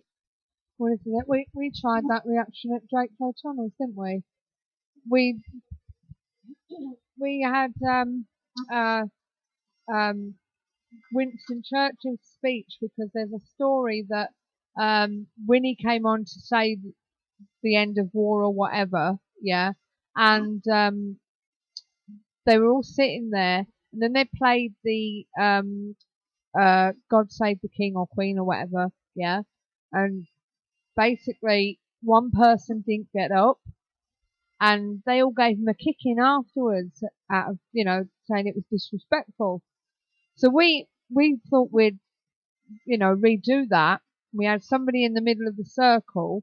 We played the speech, then we played God Save the Queen, and we never mentioned anything to the people around the actual circle. And afterwards, the woman in the middle, she actually felt as though she was going to get hit, and there was quite a few people in the circle who felt they wanted to have a go at her for not standing up. It was really weird. So that was quite interesting. No, I can see what they're doing. When you were saying then it was a bit disrespectful. I don't think it is. You might as well say what we're doing is disrespectful. Yeah. No, I meant at the actual time back then. Back in time, that's what happened. Yeah. And we were trying to replay it. And people were obviously, I assume, taken over by spirit with them feelings that they wanted to have a go at her for sitting down, So, right. You know what I mean? So it did actually induce some sort of reaction, and it was really good. Yeah, I think the guys, I can't remember where they were from now. We had another group with us, and they set up recording cameras. I think it's Team Green, Team Green, yeah. And I think they actually got something on camera on an EVP from it. Yeah, as well. Yeah, I think they got an EVP from it as well, so that was quite interesting. We've also used that sort of thing at Morecambe Winter Gardens, where we played the old time music, haven't we? Yes. And we have had some, if not a lot, but we have had some. What's that? So I think we the did use it at, of music. We did it at Hyde Town Hall. Yeah. We played some big band stuff, didn't we? Yeah, we played Glenn Miller at Hyde Town Hall. That was good. And we were actually getting shadows moving around the room as if they were dancing. Yeah, there was like shadows around the room as if they were dancing. So it can work. It can induce. Well, we did it at Mill Street Barracks with another group of Mill Street Barracks. We invited, remember right, we merged together and went to Mill Street Barracks. And I took the music round, the sound effects, and we all sat in the middle of we all sat round. I don't know whether you've been to Mill Street Barracks. Yeah. we all sat down at the hall and we played the music on the CD. And it went on for about 10 minutes, and then we went quiet and we got everybody to, listen and watch and everything else. And then we had one set of people on one side actually thought he seen someone walking along down the stairs and along towards where the stereo was. Not that they were going towards the stereo, but that was the way they were going. Yeah. And what I didn't do is I didn't get them to speak it out loud. I just went quietly to each one of them. And then the next person said, "Yep, I seen someone walking along the same area." So there's two people. So it's kind of confirmation. And then we had another couple of people saying that they thought they saw swirls in the middle of the floor as if they were dancing. Yeah. I think it's a great idea. I think it's a brilliant idea. Yeah, it is a brilliant experiment. I don't know whether you can actually see the chat room there, but no, I can't Sue's come in and said, "Jamie Williams, I'm in, don't worry." Oh, I know who it is. Yeah, she made it. Yeah, Sue's made it. So, hello, she said. So, and welcome to the chat room, Sue. So, if you want to say hello to her, you can. Hi, Sue. So, there you go. There's your claim to fame, Sue. So basically, these experiments, they do work. I must admit, they do work. So I love them, but the most important thing I like is just sitting there and listening and using our own senses. I mean, we do have bits of equipment and that, but I'm not sure what other people's opinions are, but there's nothing better than your own senses. No. You can have as many equipment as you want in a room, but I find when you've got so much equipment, you lose your concentration. You tend to, I like the K2, I've got the K2, but you tend to concentrate on, looking for the lights to flicker, or you're looking for you're waiting for the alarm to go off, and you're distracted. Whether you're in the pitch black or not, you're still distracted by all this equipment, whereas I like to sit there and listen. Yeah. So, well, we, one of our team members, we've got a new experiment. Have you heard about these EM pumps? Have you heard about one of them? Never heard of it. Well, basically, you can buy them, and but they are very easy to make. They are easy to make. Apparently, what do they actually do, Steve? That they make. They just create EMF. They create EMF, and there's a school of thought that EMF can produce EVPs. Is that right? Yes. And our go-do man, as we're probably going to call him from now on. Our Andy. It's basically just a motor with a magnet connected to it. So I don't know whether you can see this, and a power source and an on-off switch. Obviously, you can't at the moment. All I can see is me, sadly. Well, if you turn it down. Do you want me to open that for you? You seem to be having problems. You know the spindles that you see, they have CDs on. Yeah. Yep. Yeah. Well, he's basically used one of them and some wiring and some batteries and basically put a magnet in it. It's a basic motor that obviously spins, and you glue a magnet to it, and you just connect all that to a battery compartment and an on-off switch, and when it spins, it creates EMF. Yeah, so we're going to give that a try next time we're out. But, I've got plenty of them CD things. Yeah, well, you can use one of them to do it. So, and do you want to do it back up? If you go on YouTube, there's quite a few there that tell you how to make it. Yeah. So, and it's something as I say, and saves money. These EM pumps, they are going. Let me just Google. Yeah. I hope you saw it all right when I did it. These EM pumps that you can get. There's yeah, and he's put a couple of LEDs in it just so it lights up. There's you don't lose it in the dark. Well, this is I put it on there on the chat room. This is just one place where you can get it from. Get a pump from, and if you look on, get this other link, which is going Just to to let you know, my electronic skills go to the point of switching a torch on. Or Yeah. back in it. Yeah, I know, this is it. Same with me. So, To be honest, they are very easy to make. Yeah. Even I could do it, but I asked Andy to do it because I'm not very good with a soldering iron. I'm a bit heavy-handed. but yeah, it's basically, according to this tutorial, it's a basic tutorial on how to build a small portable EM pump to be more accurate. It produces magnetic waves from the spinning magnet that combine the electromagnetic waves from the motor. So, but yeah, it's easy enough to do. When we put a K2 next to it, it lit everything up. So it was throwing it out, definitely. Yeah, so we're going to give that a try, because apparently if you can put EMF in the room, then maybe we can get some EVPs. And it's all trial and error, isn't it, really, Jamie? Well, I mean, I like the trial and error things. I've seen some, and I've just thought I'd never do that, you know. But I'm open to options. Yeah. But I like. I think sometimes it's best to keep it simple, but I do like to try the odd experiment, you know. And if somebody suggests an experiment, fantastic. The only thing we don't use in our investigations, or the only things I'm not open to, is Ouija boards, or as they call them now. Yeah. Spirit boards. Spirit boards, yeah, that's the only thing I don't use. You know, I'm not keen on them at all. Right. Why is that? Because apparently they're no different. You know, they're no different than using a glass. Apparently, you just get more answers through a Ouija board. Or do you feel? I just don't feel comfortable with them. You know, we haven't used one for a long time. I think with the glass is the difference with the glass. You can just put yes and no down. The thing with the Ouija board, you've got the alphabet, you've got the letters, you've got the numbers. Yeah. Yes, the no's, the dates, and everything else. You know, you can put the dates on whatever.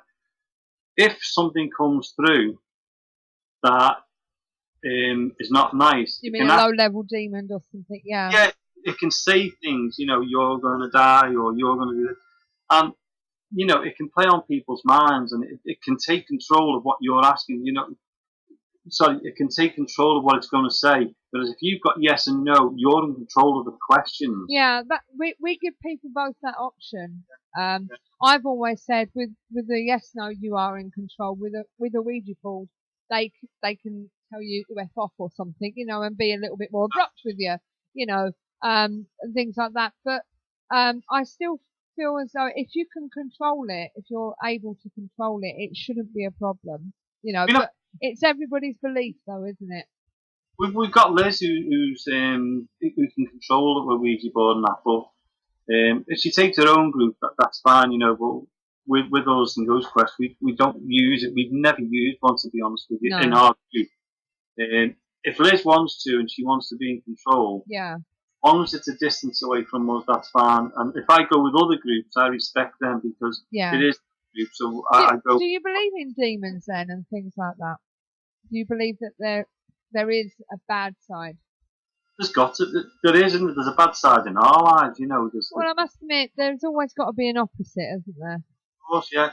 I believe there is. I believe there's, you know, you can't just have good permanents on the other side. I believe there's good and bad, the same as there is on the planet, you know.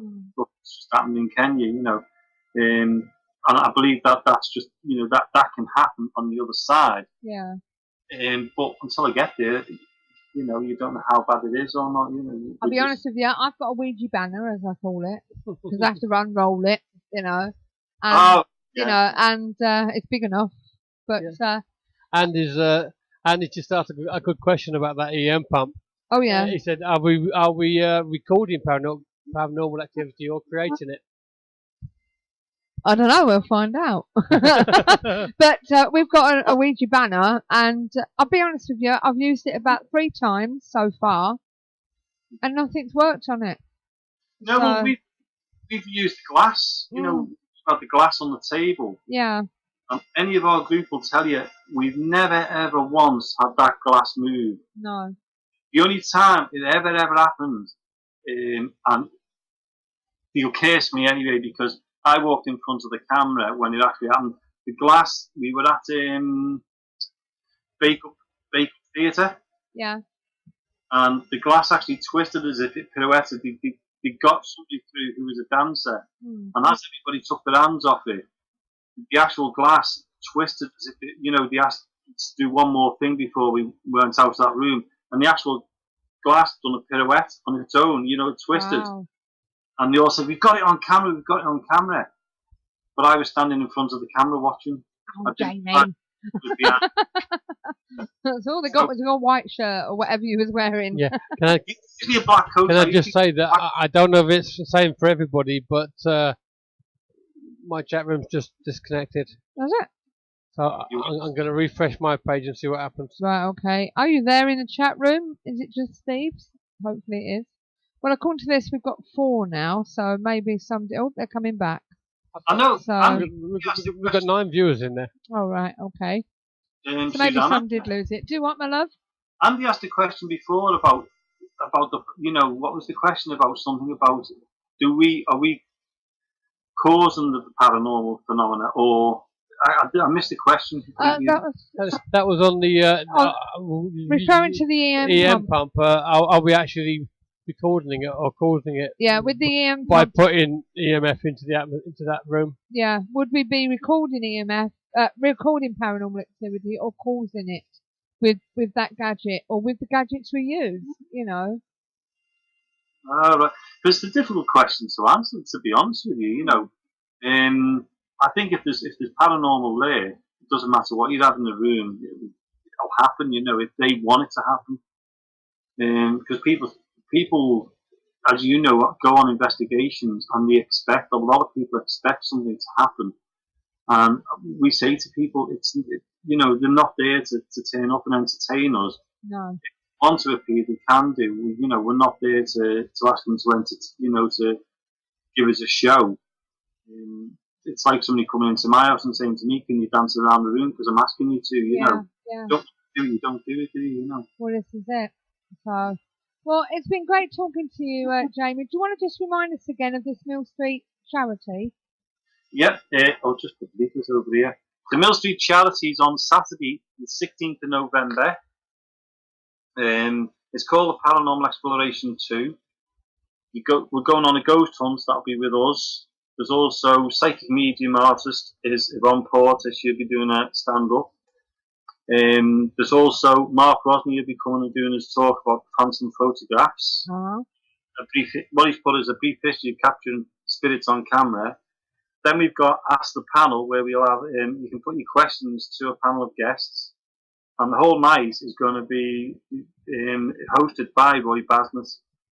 If anybody's interested, you can email me. Can I just give the email out? Yeah? Yeah.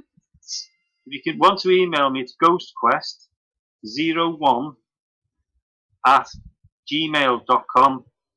If you just send me an email, then I'll reply to them as soon as I can. Right, it should be a good night, and every single penny, that night will be going to Mill Street Barracks to take the kids to Normandy in April. Right, okay. Just say that email address again. It's Ghost Quest. Yeah. 01 at gmail.com. Com. Okay. There's tickets just for Mark Rosney, Yvonne, and the Ask the Panel, which is £10, and the Ghost Hunt, Yvonne, Mark, and Ask the Panel is $20. But the actual Ghost Hunt is limited to 30 people, so it's if they go, they go. But right. Please, if you can't go on the Ghost Hunt, come to Ask the Panel, because every single penny goes to the barracks themselves, So. Okay then. Well, thanks again, Jamie. All right, and I'll speak to you soon. No, thank you. Thanks very much. No problem, my love. You take care. And you. Thanks very much. Bye. Bye-bye.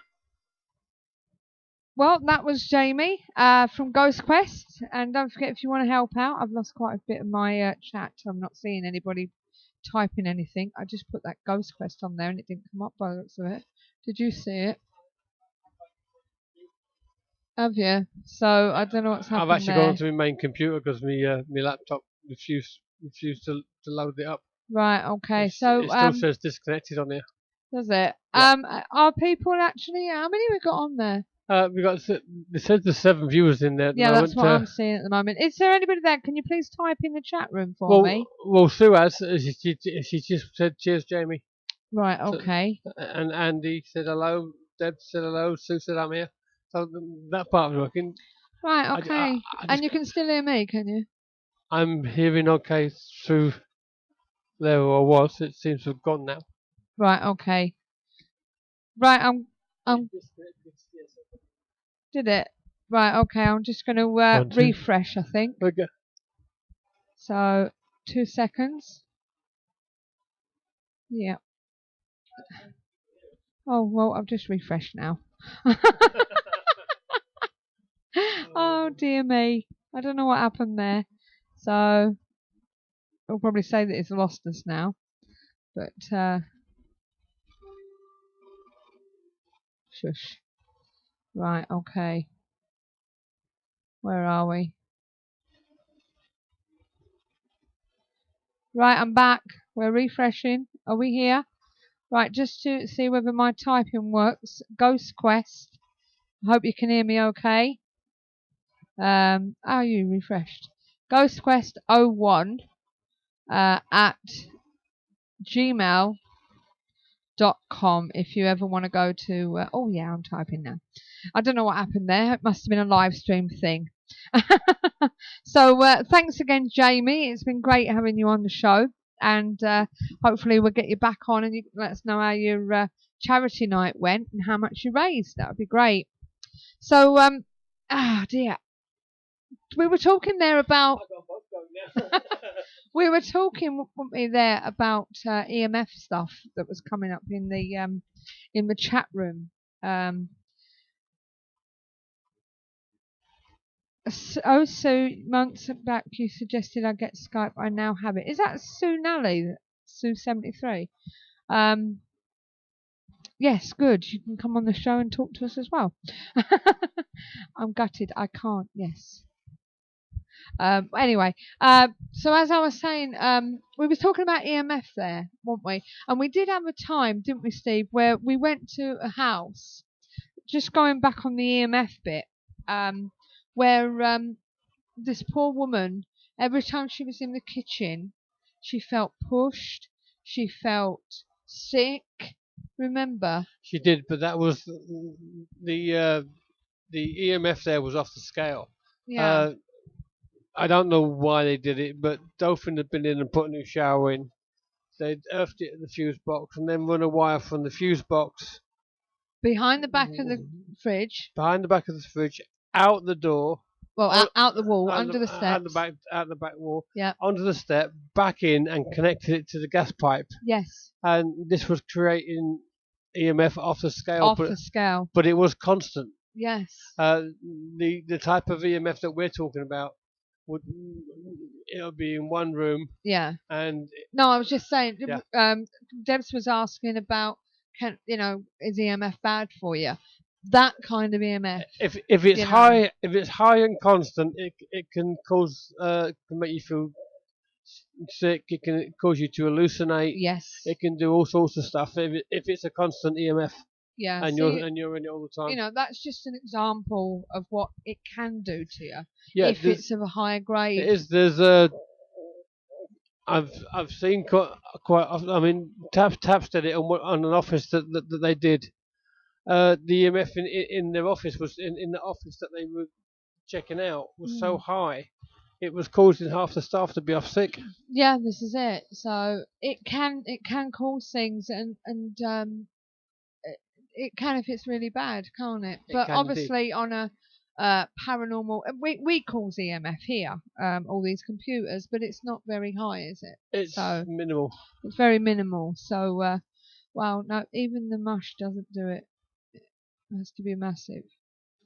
Yeah, it doesn't. It was really bad. It does need to be really, really high. Yeah. I mean, it on the K2 it was 20 plus. On the guys meter, it was right up. Yeah, it was off the scale. Yeah, it really was. We checked three different EMF meters, and they both went off the scale. Yeah. All of them. Yeah. So i.e. Meter was screaming. It was screaming. Big time. Big time. But, you know, it was just so bad, and she felt ill. She felt as though she was being pushed, and it was always in the kitchen. She felt sick. She was feeling dizzy. But because of that, it was transferring to the rest of the house because Yeah. it was constant. Yeah, it was So constant. even Why they wired it up that way and brought it. The bit that makes me laugh once is once the earth got to the fuse box, there was no need to put it anywhere else. why take it all the way around the length, well, the width, the length of the kitchen to the back door, under the step, back, and then attach it to the cooker pipe. I don't know.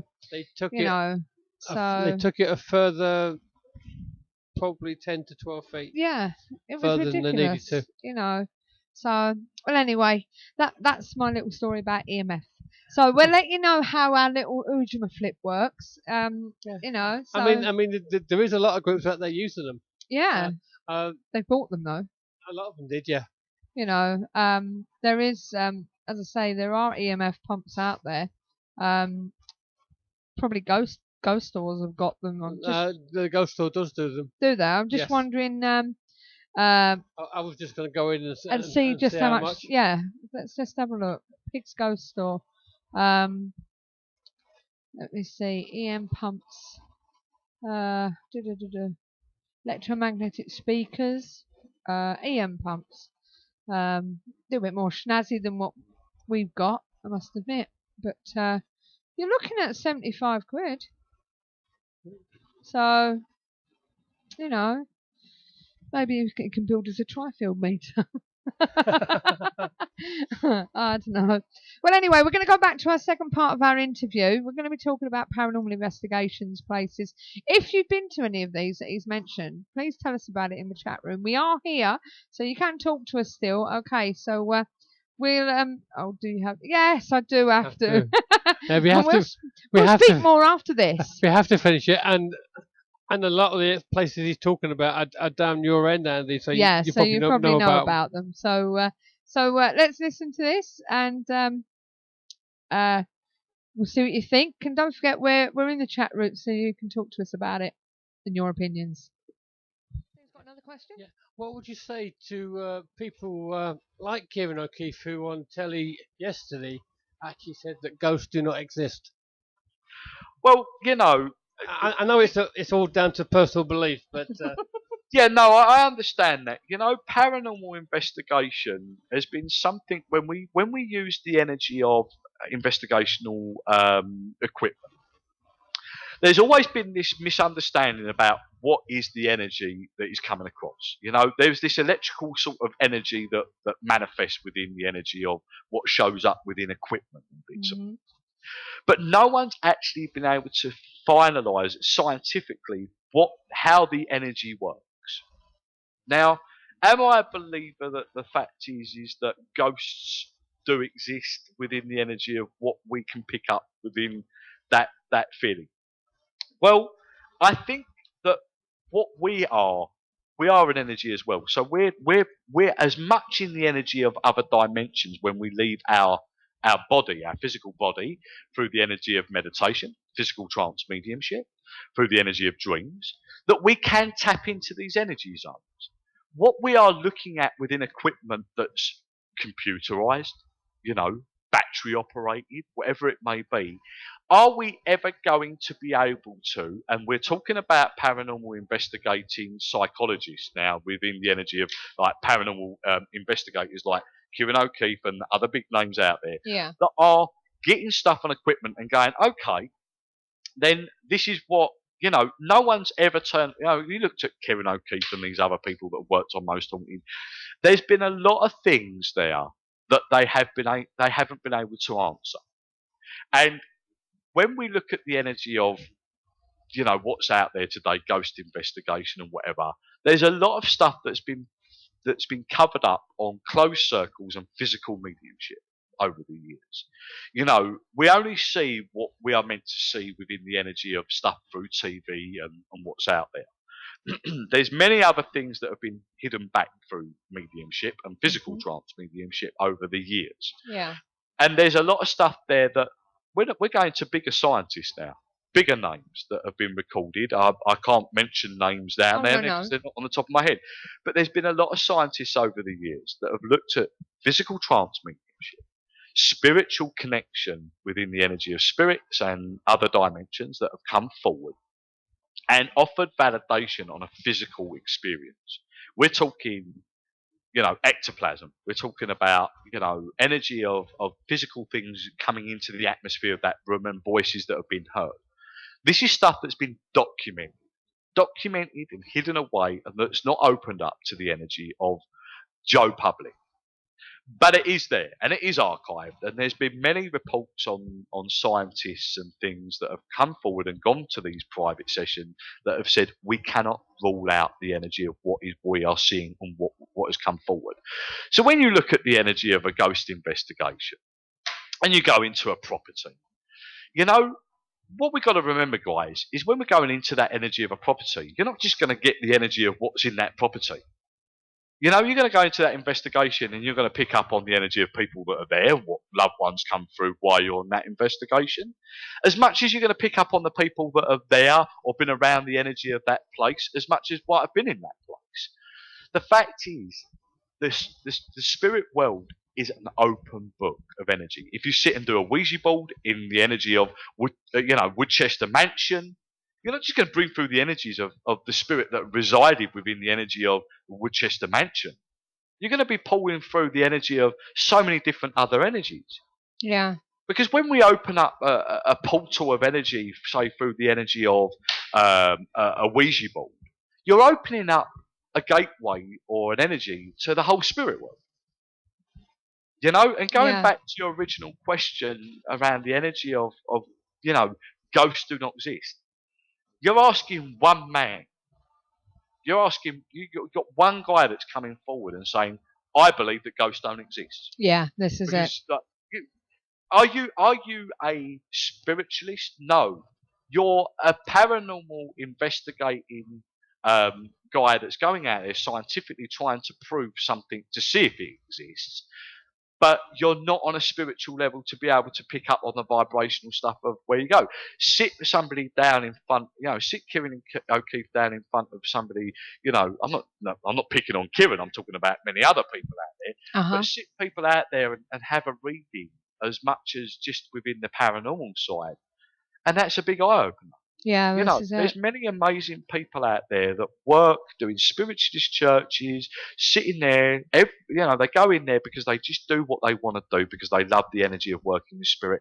That sit there and validate and are amazing people with amazing gifts out there. That sometimes just love the energy of doing it in their own back room. These people need to sit there and not just look at the paranormal investigation side, look at the spiritualist side because it's all the same thing. Right. Well, I just want to mention to you, my laptop has decided to do a not responding, but I'm picking you up so far at the moment. So if it does go off, bear with me. I will come back to you. On the subject of paranormal investigations, what's your, on TV, what's your opinion on shows like Dead Famous and Most Haunted? I think that the thing is with these shows, they're good. They're good at what they need to be putting out there. But what we need to be putting out there that this is where I feel that it needs to happen. And this is what I do, because I work for Spook Savers, which is one of London's leading paranormal investigations. So I'm out there as an investigating medium as well. And what we need to realise is that spirit are an energy, and sometimes they need their time to build up within the energy of where it is. You're not just going to capture everything there on the energy of video cameras every 5 minutes. It takes time for it to build up. But what we need to realise is with these things is that we need to that what these shows need to realise, what they need to do, is remember that these are a learning process within the energy of what they're putting out there. So I use my investigational side for people to understand how it works, showcase the energy of the EMF meters, to show that we can bring energy in and don't just expect that it's going to turn up. No. But the fact is that we are an energy, and the people that come into the investigations, i.e. like the clients, are an energy as well. And we all have this energy to bring energy forward, and sitting there waiting for it to come and jump out of you isn't going to happen. No. this is something that I try to say to people. You know, when you sit in front of a Ouija board, you put your finger on it, it's not going to work straight away, is it? No, this is it. We have to build that energy up to make that process happen. A bit like what they class as table tipping bits and pieces. There's many stuff that I question as a medium within the energy of communication with spirit and what happens on a lot of investigations. You know as well as me, table tipping is something that, you know, scientists have proved that if we can build that energy up, we can lift the table up. Do I class that just as spirit communication? No, I don't. I feel that we have an own energy. We are spirit. We are a living spirit. We have the energy to be able to manipulate objects ourselves. So within that energy build-up, that this is something that needs to be explained through that process and through these shows as well. Yeah. And I feel that, yes, they are a good thing, because I feel that we are learning from the energy that what we need to do. But there needs to be a different concept within the energy of explaining to people what these investigations are about. That we need to learn from the energy of spirit through the process of paranormal investigation. Yeah. And that's something that's not being put forward. And that's why people question it. And, you know, there has been a lot of stuff that come out over the energy of Most Haunted and bits and pieces on negativity. Yeah. But, you know, stuff that I don't even know about and I don't even question on. It's not my right to even go into that energy about the show and where Most Haunted goes. And I know that there was a lot of things there on Most Haunted that were true to life, that they would have called, that they would have had. But being that I wasn't part of that notion, I don't know much about it. No. But what I do know is when I've looked at Most Haunted over the years, yes, you know, and I've looked at Taps and these shows in America, I like the energy of what they're doing because they are going out there, they are showcasing the energy that, you know, that we need to recognise that there is something out there that we want to find out about. Now, but what my main thing is here is that I feel that it needs to be explained a bit more, or it needed somebody to say, okay, we're doing this for also, you know, to realise how it works, how the process works.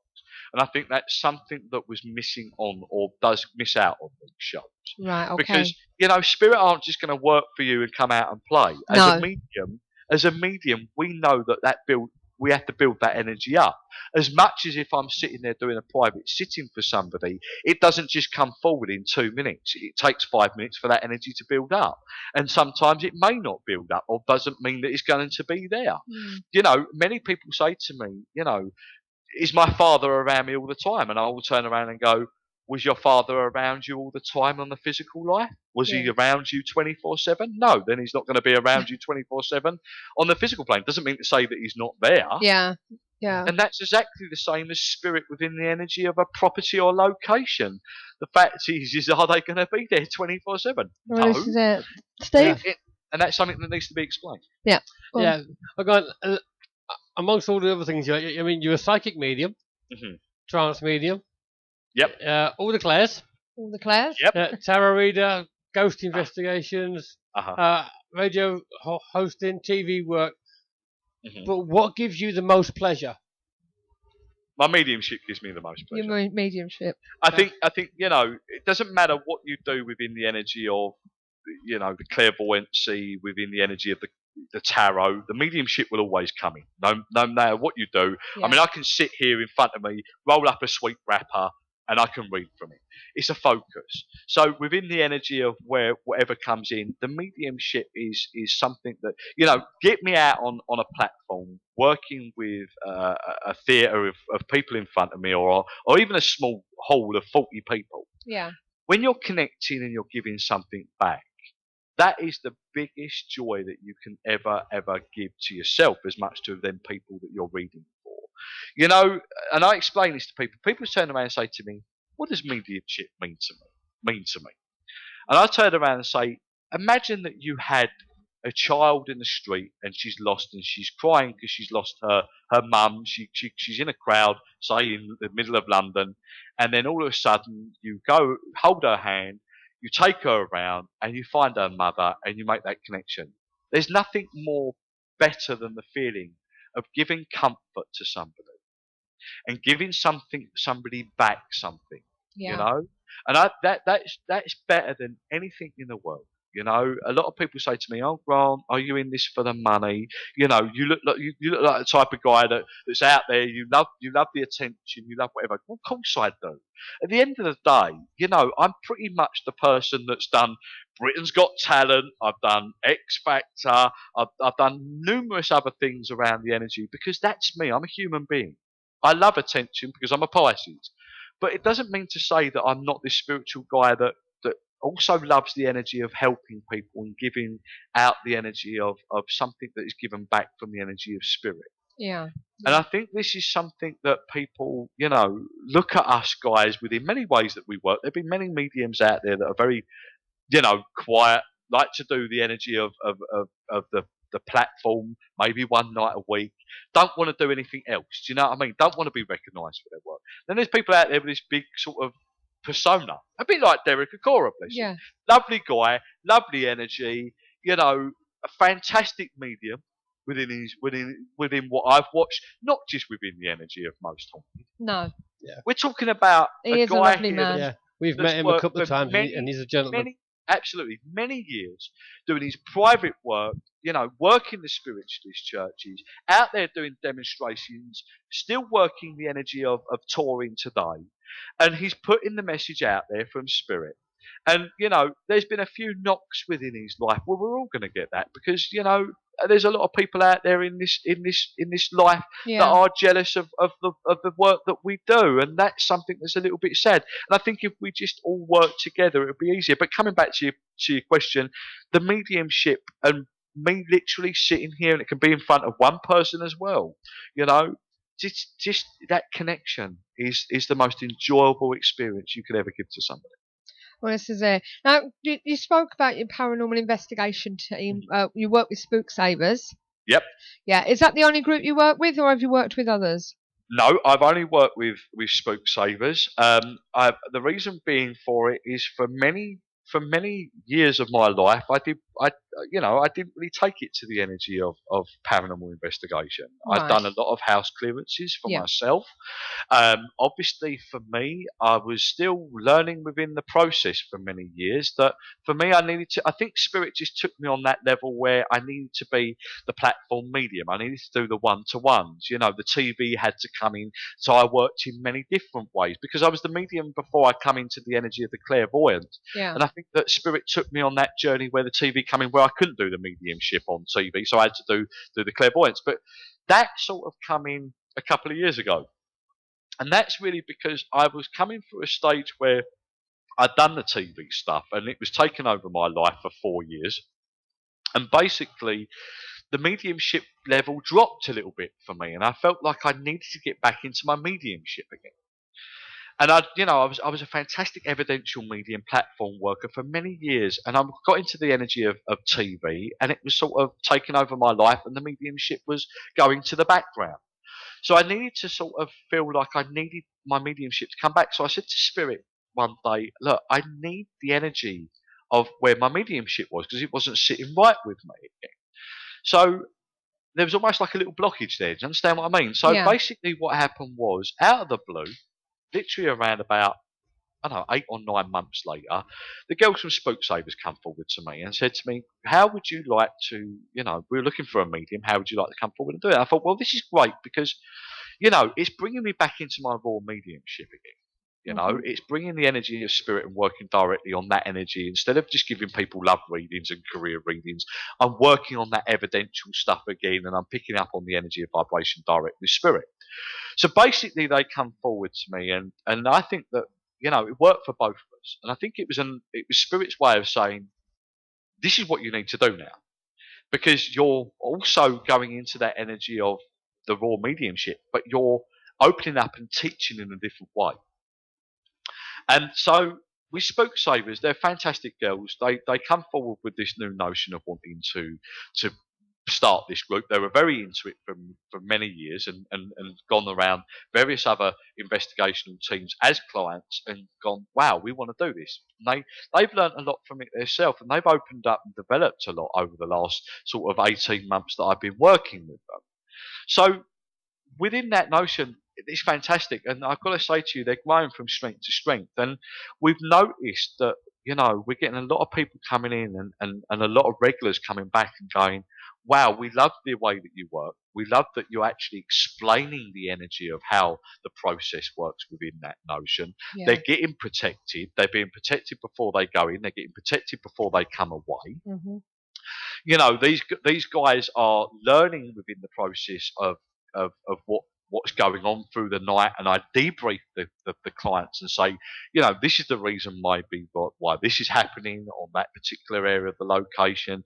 This is what we got to expect. That I'm teaching, like saying to them, don't expect that energy is going to be there all the time. An energy is like ourselves. We are an energy. We get tired and we flake out as much as we need to bring that energy back forward and revamp that energy. Yeah. As much as spirit do. And the fact of the matter is that we are teaching people that even though we're not out there as like, oh yeah, spirit's going to jump out the wall. We don't fake anything up at Spook Savers. We debunk everything.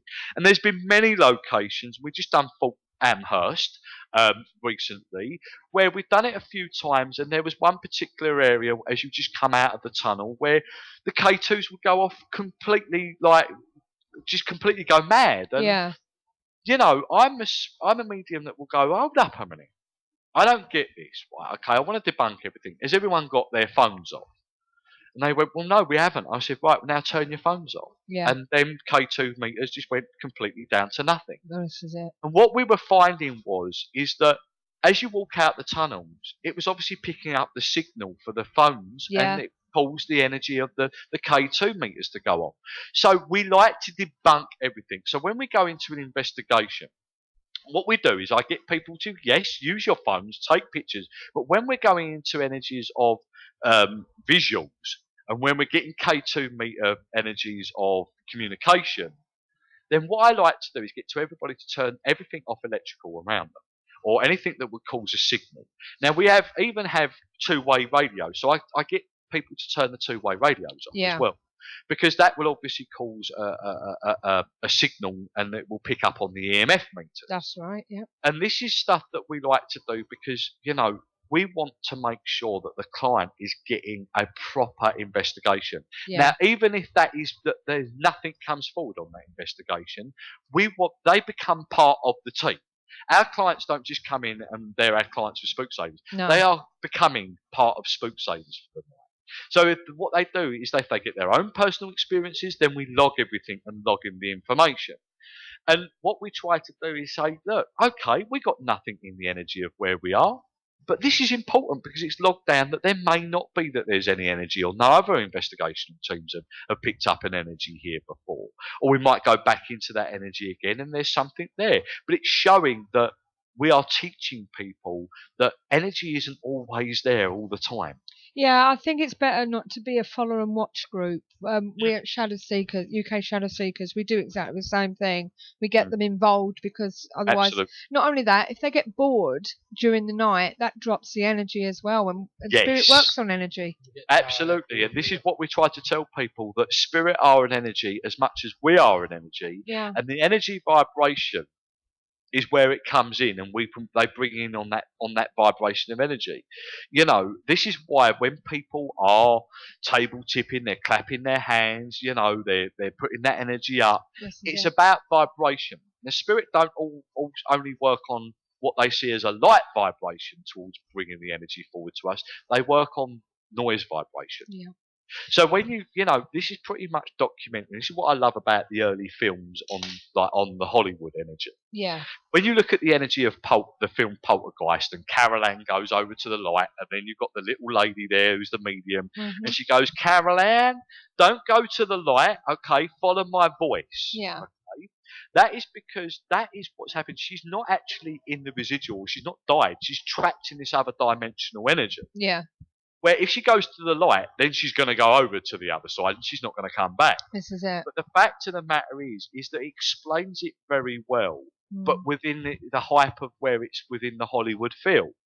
So what we've got there is that the medium's actually trying to say to you within that film that we can pick up the vibration of energy and bring them very close within the energy of voice vibration or sound vibration as much as what we can put in the light out there for ourselves. Yeah. So when we combine our energies, you know, the medium's got his own light, but obviously to have 40 people, 20 people, 10 people around you to form that energy circle, that is a higher process of light energy for them to come in. Right. And on the subject of investigations, what is your best place you've ever been to, and where would you most like to do? Well, there's been a couple, and I've got to say to you, I really felt that Pluckley was one of the really good locations at the Black Horse pub. Mm-hmm. But I think for me, out of all of them, was Kelvin and Hatch bunker. Oh right, yeah, I've heard of them. Kelvin and Hatch bunker. The very very first time that we were there, there's offices up on the first level. Now, what we found is that there was a specific energy level within the K2 meters going off there. So we set up a Ouija board there. Mm-hmm. And we got one group session to do a Ouija board up there. And I was actually down with another group downstairs in right down in the basement part where there's like a tunnel that leads out. And during that time, they actually radioed me through to come upstairs, and it was actually the spirit were calling my name out and asking me to come up. They had the name Victor, and also it spelt out the name Die, as in just D-I, not D-I-E. Yeah. Anyway, which was quite interesting because my grandfather's name was Victor and my mother's name's Diane, but he used to call her Die. Mm-hmm. So basically, and what we've got to remember is also this ties in with the energy of the place, because Kelvin and Hatch bunker is also not only just a nuclear bunker, it's actually a communications bunker as well. My grandfather was a signalman in the Second World War. He was a Morse coder. And he was based out in India. So that's probably where the connection coming in, where his energy got brought in. But I got called up to that I got called up. I went upstairs. I actually felt that there was three energies around me at that time. One was a male energy and two females. And at that point, I actually felt that I got it felt like a bad blow to the chest, but it felt like I was having a heart attack. But it was to the wrong side of the chest. So it was over on my right hand side. And at that point, I was crippled up in pain. So I felt like a very, very like hard pain, and I was trying to catch my breath. Yeah. And it was dark, and these guys had the torches on all around the Ouija board. And as I crippled up, I had a torch in my hand, and I put the torch under my arm, and I was crippled up in pain, so I'm bent over with the torch shining on the floor. And there was this shiny object on the floor. So we looked down, and it was a revolver bullet. Yeah. Now, as I was bending down, I got the voice in my ear saying I was shot. Yeah. So what we actually did is we, instead of picking it up, there was a couple of guys there with like a thermal thermometer thing there with the laser that you point it and it picks up the temperature of where that object is. And it was actually around about 4 degrees warmer than the rest of the area around it, which was quite interesting. Yeah, so it was amazing, and we've been back there since. And actually, I pushed, to cut the long story short, I pushed the energy of that spirit over to the other side, and it took my help. The pain went, obviously, and the two girls weren't actually from that location. They were actually from the energy of Essex, but they had been murdered. They were sisters. Now, obviously, I can't go into detail too much about the energy of that, but you know, we put them over to rest within the energy of the light. So they was over there, and they was at peace. Yeah. Anyway, we've been back there recently, and in that same location, we had a massive energy there again. Ouija board, another girl that was there had been on a few of our investigations. She wasn't what we class as a sensitive as a medium, but she was sensitive over to the energy of spirit. Yeah. She actually passed out there twice. I had to take her out of the energy. She actually collapsed, fainted, and took her out and brought her back around, put protection of gold light for her, and she was fine. And but we had a Pacific photographer that come along with us that day, a lovely young gentleman called Bobby Lockwood that he's a very sensitive, open energy himself. Yeah. He's a developing medium himself, and he took a photograph. And at that time, I've got a K2 meter in my hand, and there was a picture there that come out he took of which is a massive blue energy of light all around me, all going up around the group. And if you zoom in, it looks like there's faces there as well within the energy of this blue light. And in my hand, there's a K2 meter, and it looks like there's electricity going into the energy of it, like a electrical jagged spark going into the energy of the K2 meter. So it's very interesting, and that's one that we found that sticks out for us. And what I found also with that location is that you do get a hell of a lot of what I see as ghostly energy of the mediumship that just appears everywhere. Now, with mediumship, that's not always the case, but that is a very active place where they just show up in front of you. You know, so for the mediumship side, it's quite an eye opener. So I've liked that one. But we've done most of our investigations at the moment have been very much down in the southeast Essex and Suffolk area. We did find that Kent Life Farm was also very interesting because we had the ghost box as well. Yeah. And the ghost box we had turned on. Now, actually, I was doing mediumship at the time. We had about 25 people in the group.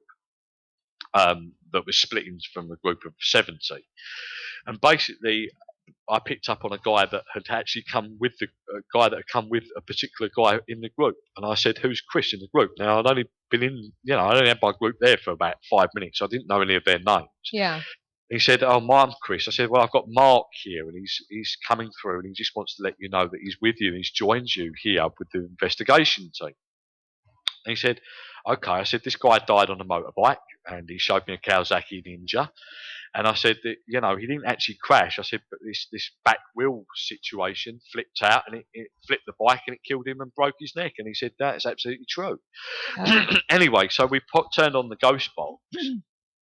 And if you know, as you well know, with the ghost box, it randomly flicks through FM frequencies very quickly on a scanning process. We flipped on the box, and I asked the energy of this Mark to come forward and show himself through the ghost box, and it was just literally just going, and it just went Mark. Oh. And everyone was like, "Oh my God." So I literally carried on with my mediumship.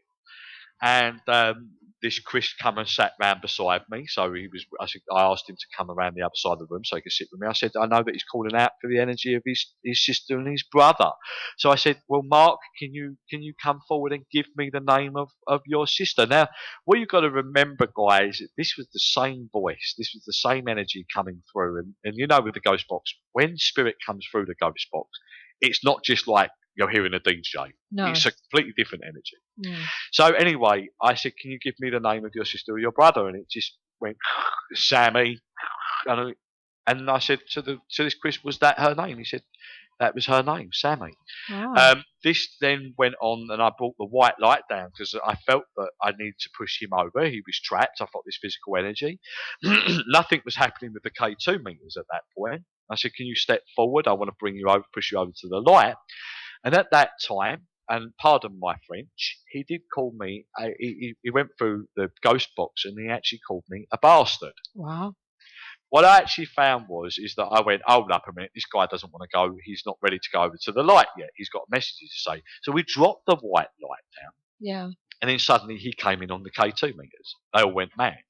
Yeah. So it was a very interesting energy, and we had the same energy at up at Suffolk, another fault there, and I think it's Fort Harwich. Right. And Fort Harwich, that actual was dates back to the late 1800s, I do believe. Anyway, meter thick walls, ghost box session again. Picked up on a soldier's mess room. I got soldiers all around me. Picked up the name Humphrey. The ghost box was actually only putting out white noise. For the first 5 minutes, just white noise. And I continually asked if there was any energy of spirit in that room. 6 random male names come through the ghost box all at once. And one of them names was Humphrey. So, it was quite an eye-opener. Well, this is it. These gadgets, some of them are quite good. They are good at getting connections.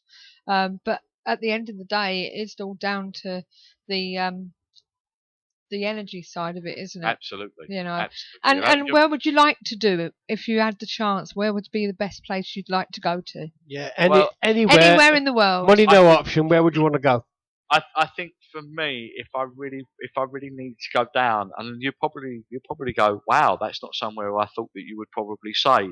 I would really love to go to the Mayan temples. Yeah. And pick up on the location and pick up on spirit energy there, Mhm. as much as I'd love to go to the pyramids of Giza. Yeah, yeah.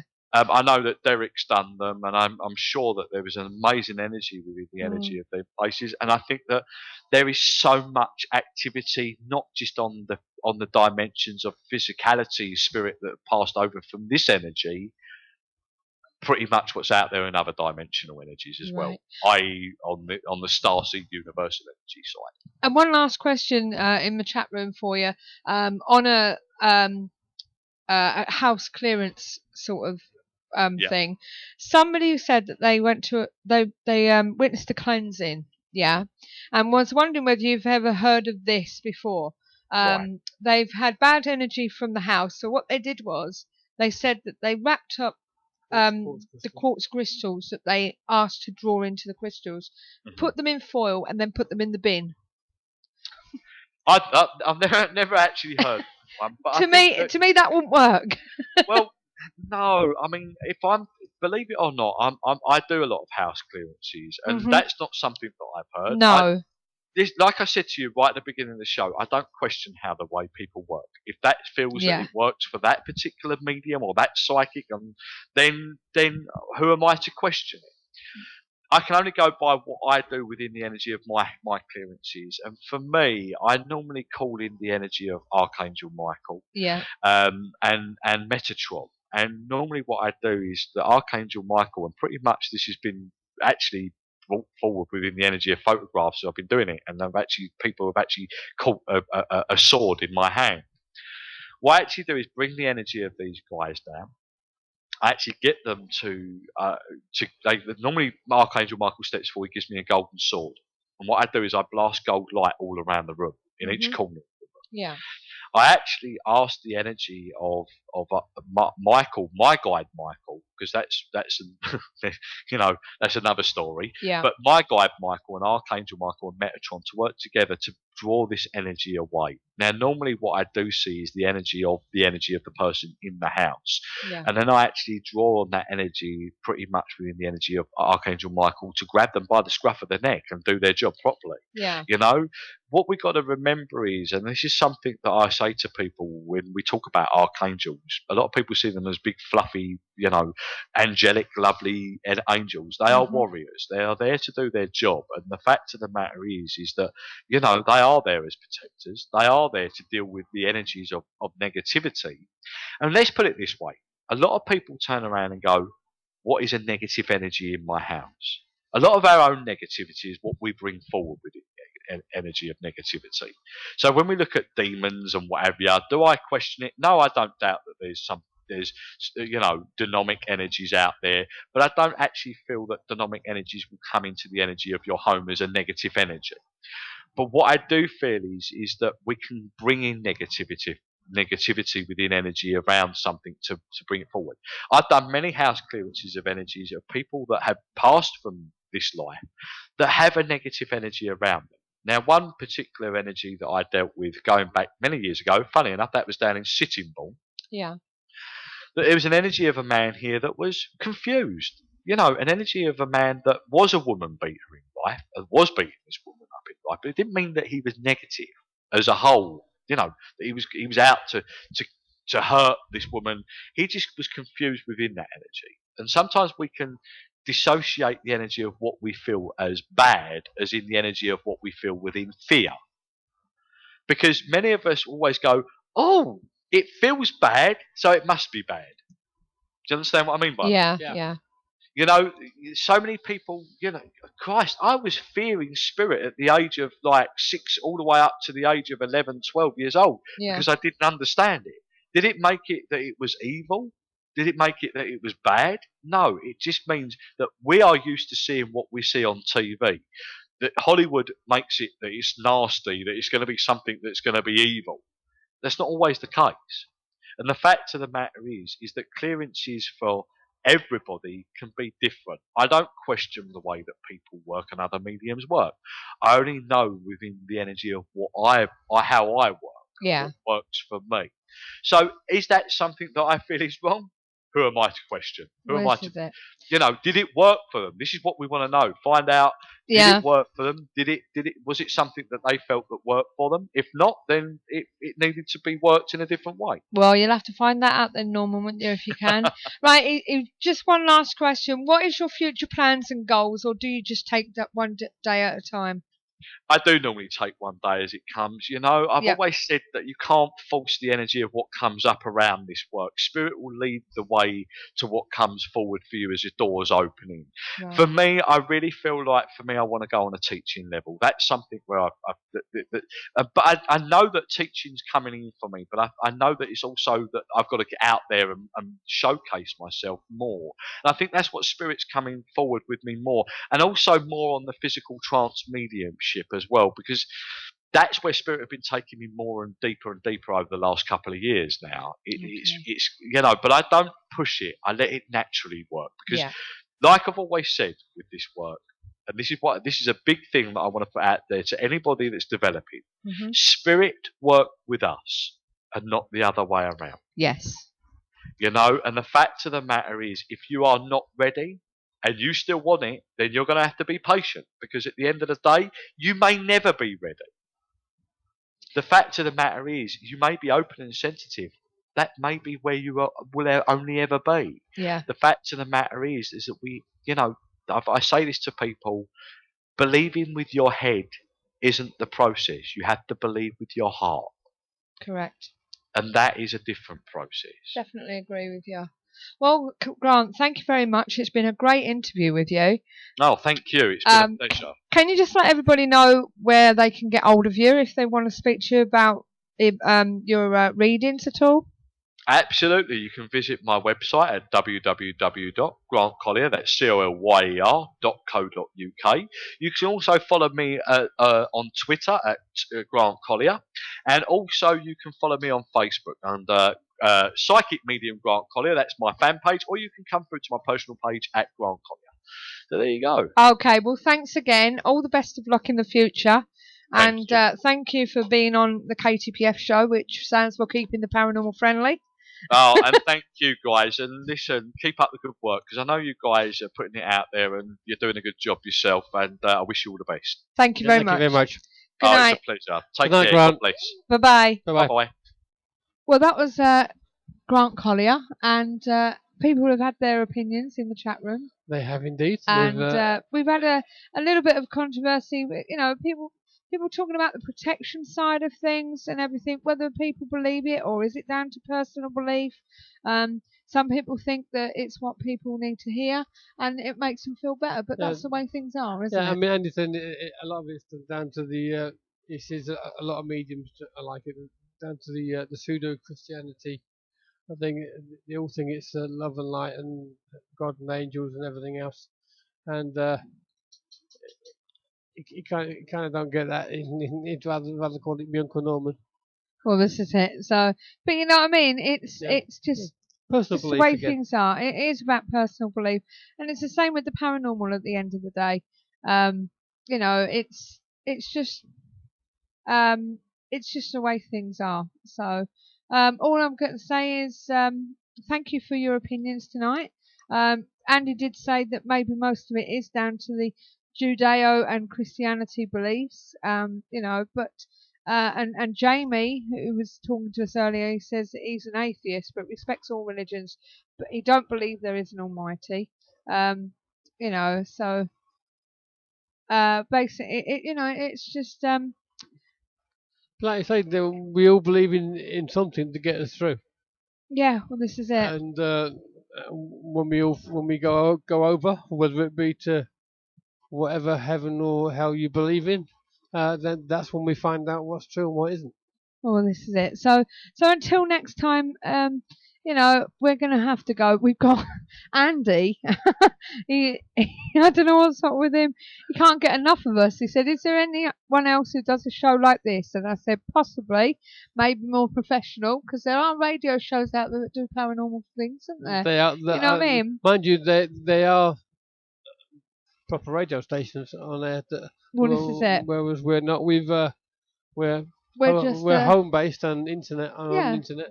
So we just do we're our just thing. a little relaxed show, aren't we? Really? Yeah. But he says I'm always left with a void when you go off air. Oh, bless him. He reckons we should run 24/7, like some of the gaming channels on here. What would we talk about? I don't know. 24/7. No, I don't either.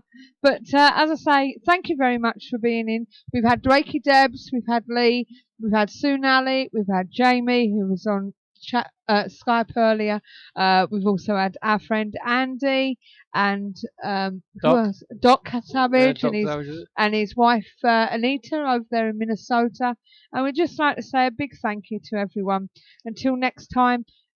We'll see you next week, and don't forget Al. And they were the ones who were actually in the chat room. We have had other people. Yes, we have. They just didn't want to talk. This is it. So, just listened. Maybe they'll come in another time. But don't forget, this is what the show is all about. You need to come in, contact us, speak to us. Yeah, get involved, people. Get involved with the conversations, because it's all about you, not us. It's all about you, and what you want to hear.